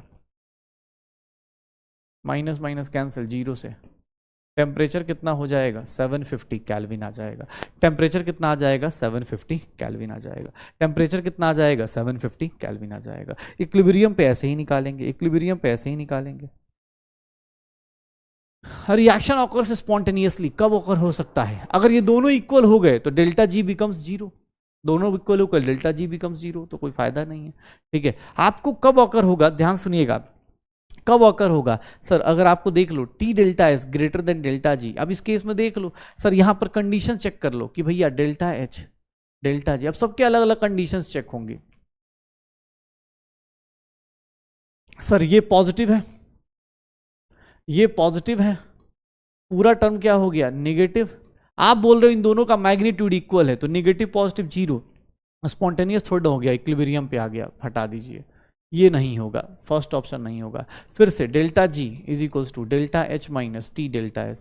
सर ये क्या है पॉजिटिव, ये क्या है पॉजिटिव, पूरा का पूरा टर्म क्या हो गया नेगेटिव, पूरा का पूरा टर्म क्या हो गया negative, delta G negative. Sir कब होगा, सर देखिए टी डेल्टा एस की वैल्यू क्या बोल रहा है ग्रेटर है, ऑब्वियस है, नेगेटिव का टर्म ज्यादा बड़ा है, तो ऑब्वियस यही क्या होगा स्पॉन्टेनियस होगा, यही क्या होगा स्पॉन्टेनियस होगा, पक्का यही क्या होगा स्पॉन्टेनियस होगा। अब ध्यान सुनना, गिब्स एनर्जी निकालना है, सिंपल सा निकल जाता है, लेकिन यहां पर अब एक दो चीजें और आती हैं जिसको बोलते हैं स्टैंडर्ड गिब्स फ्री एनर्जी। अब क्योंकि अभी अगले चैप्टर की तरफ जा रहे हैं, बस अगले चैप्टर की तरफ जाएंगे, अगली क्लास में थर्मोकेमिस्ट्री करने वाले हैं, और ये सब कुछ रिवाइज करके थर्मोडायनेमिक्स अभी फिनिश कर रहे हैं, अगले चैप्टर में थर्मोकेमिस्ट्री चालू हो जाएगा, थर्मोकेमिस्ट्री आप देखेंगे, थर्मोकेमिस्ट्री अभी आ जाएगा। स्टैंडर्ड गिब्स फ्री एनर्जी, इसको हम लोग रिप्रेजेंट करते हैं डेल्टा जी नॉट से। सर देखिएगा delta G naught plus R T L N Q C हो जाता है, ये क्या है गिब्स फ्री एनर्जी, ये क्या है गिब्स फ्री एनर्जी है, ये क्या है गिब्स फ्री एनर्जी है, और ये क्या है स्टैंडर्ड गिब्स फ्री एनर्जी है, ये क्या है स्टैंडर्ड गिब्स फ्री एनर्जी है, ये क्या है स्टैंडर्ड गिब्स फ्री एनर्जी है। ध्यान सुनिएगा, क्यूसी क्या है sir, where QC is reaction quotient, reaction quotient, reaction quotient मतलब आपका अगला चैप्टर बस स्टार्ट होने वाला है, इक्विलिब्रियम अपने पास स्टार्ट ही करने वाले हैं। क्यूसी का मतलब क्या हो गया कि सर कोई रिएक्शन दी गई है, ध्यान सुनिएगा, कोई रिएक्शन दी गई है, अगर वो रिवर्सिबल रिएक्शन है, अगर वो रिवर्सिबल रिएक्शन है, small c small d small b small a, ये सारे के सारे क्या हैं, ये सारे के सारे क्या हैं सर, अगर सारे के सारे स्टोइचोमेट्रिक कोफिशिएंट हैं, अगर सारे के सारे स्टोइचोमेट्रिक कोफिशिएंट हैं, सारे के सारे स्टोइचोमेट्रिक कोफिशिएंट हैं, तो सर क्यूसी को लिखने का तरीका होता है रिएक्टेंट प्रोडक्ट की पावर दिस, ये क्यूसी को लिखने का तरीका। सेम चीज इक्विलिब्रियम कांस्टेंट को भी बोलते हैं, एट इक्विलिब्रियम इक्विलिब्रियम पे क्यूसी को ही क्या बोल दिया जाता है, केसी, और केसी का भी वैल्यू सेम हो जाता है। सर सेम चीज होगी, बट इक्विलिब्रियम पे क्या होता है कि ये वैल्यू कांस्टेंट हो जाती है, इसीलिए इक्विलिब्रियम कांस्टेंट बोल दिया जाता है। इसको इक्विलिब्रियम कांस्टेंट बोल देते हैं, इक्विलिब्रियम कांस्टेंट बोला जाता है, इक्विलिब्रियम कांस्टेंट, केसी और क्यूसी हो जाएगा। सर क्यूसी क्या है, किसी भी रिएक्शन का रिएक्शन कोशिएंट निकालना। सर अब देखना ध्यान से, एट इक्विलिब्रियम सीधा सीधा फॉर्मूला बेस्ड क्वेश्चन मिलता है आपको, मेरी बात पे भरोसा ना हो, प्रीवियस ईयर क्वेश्चन जाके देखिएगा। इक्विलिब्रियम पे डेल्टा जी बिकम्स 0, तो what is delta G not, and QC becomes, equilibrium पे QC becomes KC, are T L N केसी लिख सकता हूं। तो देख लो डेल्टा जी नॉट का सीधा सीधा इस फॉर्मूले के ऊपर क्वेश्चन आया हुआ है। सर ये फॉर्मूला आपको अगले चैप्टर में फिर से मिलेगा, delta G not minus are T log के सी, ठीक है, माइनस 2.303 आर टी लॉग के सी, डेल्टा जी नॉट की इक्वेशन ये आ जाएगी। अगर कोई बोले कि सर मैं दो चीजों को ऐड करना चाहता हूं, दो चीजों को मिक्स करना चाहता हूं, देख लो इक्विलिब्रियम कांस्टेंट, ये देखना कोई बोले ना, अभी अगले चैप्टर में जब पढ़ेंगे, जब केमिकल इक्विलिब्रियम में जाएंगे तो वहां पर ये लाइन बोली जाती है कि इक्विलिब्रियम कांस्टेंट किसी रिएक्शन का सिर्फ और सिर्फ टेम्परेचर पर डिपेंड करता है। क्वेश्चन में ये लिखा जाएगा इक्विलिब्रियम कांस्टेंट किसी रिएक्शन का सिर्फ और सिर्फ टेम्परेचर पर डिपेंड करेगा। तो आपको ये प्रूफ कैसे करना है अभी ही कर देता हूं, अगली क्लास मतलब आप ही को बैच में है तो भाई क्या दिक्कत है। अब एक काम करिए, माइनस आर टी से डिवाइड कर दीजिए, माइनस आर टी से डिवाइड कर दीजिए, माइनस आर टी से डिवाइड करेंगे तो आर हो जाएगा और एल एन के इक्विलिब्रियम आ जाएगा। एल एन के इक्विलिब्रियम देखेंगे तो सर एल एन के इक्विलिब्रियम किसी रिएक्शन में अगर आप देखें ध्यान से तो वो किस पे डिपेंड कर रहा है, सिर्फ और सिर्फ किसी रिएक्शन का, ऑब्वियस है इंथैल्पी फिक्स्ड होगा, इंट्रोपी फिक्स्ड होगा। एल एन इक्विलिब्रियम अगर अपने पास देखा जाए तो एल एन के इक्विलिब्रियम किस पे डिपेंड कर रहा है, टेम्परेचर पे डिपेंड कर रहा है, बाकी सब कुछ क्या है, कांस्टेंट है, इसीलिए बोलते हैं इक्विलिब्रियम कांस्टेंट। अब अगले चैप्टर में जब पढ़ेंगे केमिकल इक्विलिब्रियम में तो सिर्फ लिखेंगे ये changes with increase in temperature, changes with temperature, सिर्फ और सिर्फ किस पे डिपेंड करेगा, टेम्परेचर पे। क्यों, क्योंकि किसी रिएक्शन का इंट्रोपी और इंथैल्पी तो फाइनली होगी ना, उसको थोड़ी ना आप चेंज करेंगे, उसको क्या करेंगे, सेम रखेंगे। अगर आपको अलग अलग टेम्परेचर पे देखना, आप अपने पास आप डेरिवेशन कर ही लो, अगली क्लास में बच जाएगा टाइम। सर के इक्विलिब्रियम को क्या ले लूं, K1 ले लूं, ln K1, ln K1 is nothing delta S naught minus R delta H naught by R T1 लिख सकता हूं। सिमिलरली एट टेम्परेचर T2 के इक्विलिब्रियम क्या हो जाएगा, K2 ln K2 is nothing delta S naught by R minus delta H naught by R T2 लिख सकता हूं। ये फर्स्ट इक्वेशन हो गई, ये सेकंड इक्वेशन हो गई।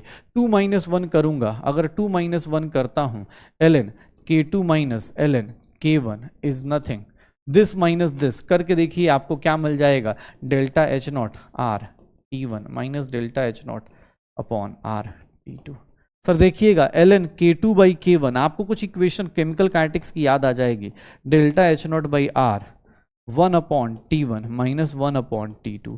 एग्जैक्टली ऐसा इक्वेशन आपको मिला होगा कहां पर, केमिकल काइनेटिक्स में, याद कीजिएगा। वहां रेट कांस्टेंट था, यहां इक्विलिब्रियम कांस्टेंट है, वहां रेट कांस्टेंट था, वहां एक्टिवेशन एनर्जी थी, यहां इंथैल्पी थी। अगर इसी को लॉग में आप कन्वर्ट करते हैं तो log K2 by K1 delta H naught upon 2.303 R 1 upon T1 minus 1 upon T2, यही होगा। सर ये न्यूमेरिकल्स यूज करेंगे आप।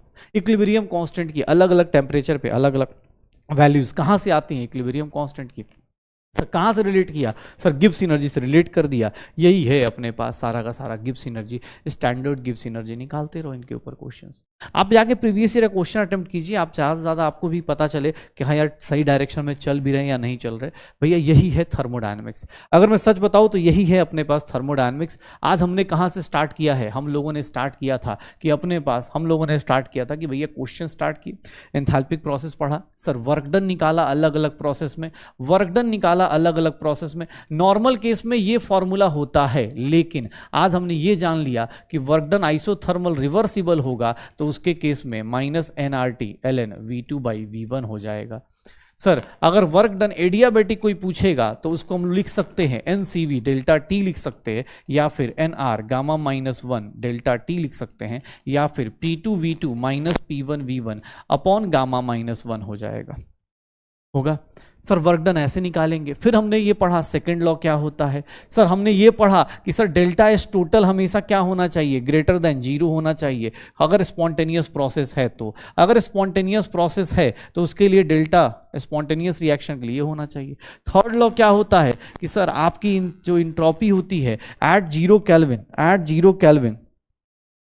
0 केल्विन सर आपकी इंट्रोपी क्या होगी, इंट्रोपी क्या होती है परफेक्टली क्रिस्टलाइन के 0 हो जाती है। सर आपके पास उसके बाद हमने क्या पढ़ा, गिब्स एनर्जी पढ़ी। गिब्स फ्री एनर्जी क्या है, तो सर ये फालतू की जितनी एनर्जी ऐड होती है वही होती है। इसके लिए delta G system less than 0 होना चाहिए फॉर स्पॉन्टेनियस प्रोसेस। सर ये पूरा का पूरा जो 2 दिन में हमने पढ़ा है थर्मोडायनेमिक्स ना, ये सब में सिर्फ और सिर्फ फॉर्मूलाज और सिर्फ क्वेश्चंस के ऊपर ही बेस्ड है। सर आप इसके क्वेश्चन देखेंगे, अगर आप सारे के सारे क्लास नोट्स और इसको रिवाइज कर लेते हैं तो सर सारे के सारे ये जो क्वेश्चंस हैं बहुत आसानी से हो सकते हैं। बस हाँ ये है कि आपको कोशिश खुद से करनी पड़ेगी जितना हो सकता है, क्योंकि चैप्टर अच्छा चैप्टर है, इससे क्वेश्चंस आएंगे ही आएंगे। तो ये ध्यान रखिएगा, छोटे छोटे कॉन्सेप्चुअल बहुत तगड़े न्यूमेरिकल्स नहीं आएंगे इस चैप्टर से। आपकी अपनी उसके ऊपर है कि आप जितना ज़्यादा इसको प्रैक्टिस करेंगे उतना ज़्यादा आपका थर्मोडायनेमिक्स अच्छा होता जाएगा। अगली क्लास में थर्मोडायनेमिक्स का ही एक एप्लीकेशन जिसको बोलते हैं थर्मोकेमिस्ट्री, वो पढ़ने वाले हैं। जो आज तक पढ़ा उसमें से लास्ट क्लास में जो पढ़ा है वो बहुत सारी चीज़ें आपको फिजिक्स में रिपीट होंगी, आप वहाँ दोबारा रिवाइज कर सकते हैं। बस हमारा वर्क डायमेंशन, वर्क डन जो होता है उनके वर्क डन से साइन अपोजिट होता है, बस इतना ही डिफरेंस होता है। ओके, तो चलो मिलते हैं अगली क्लास में। पढ़ाई करते रहिए, एंजॉय करते रहिए। Okay, bye bye.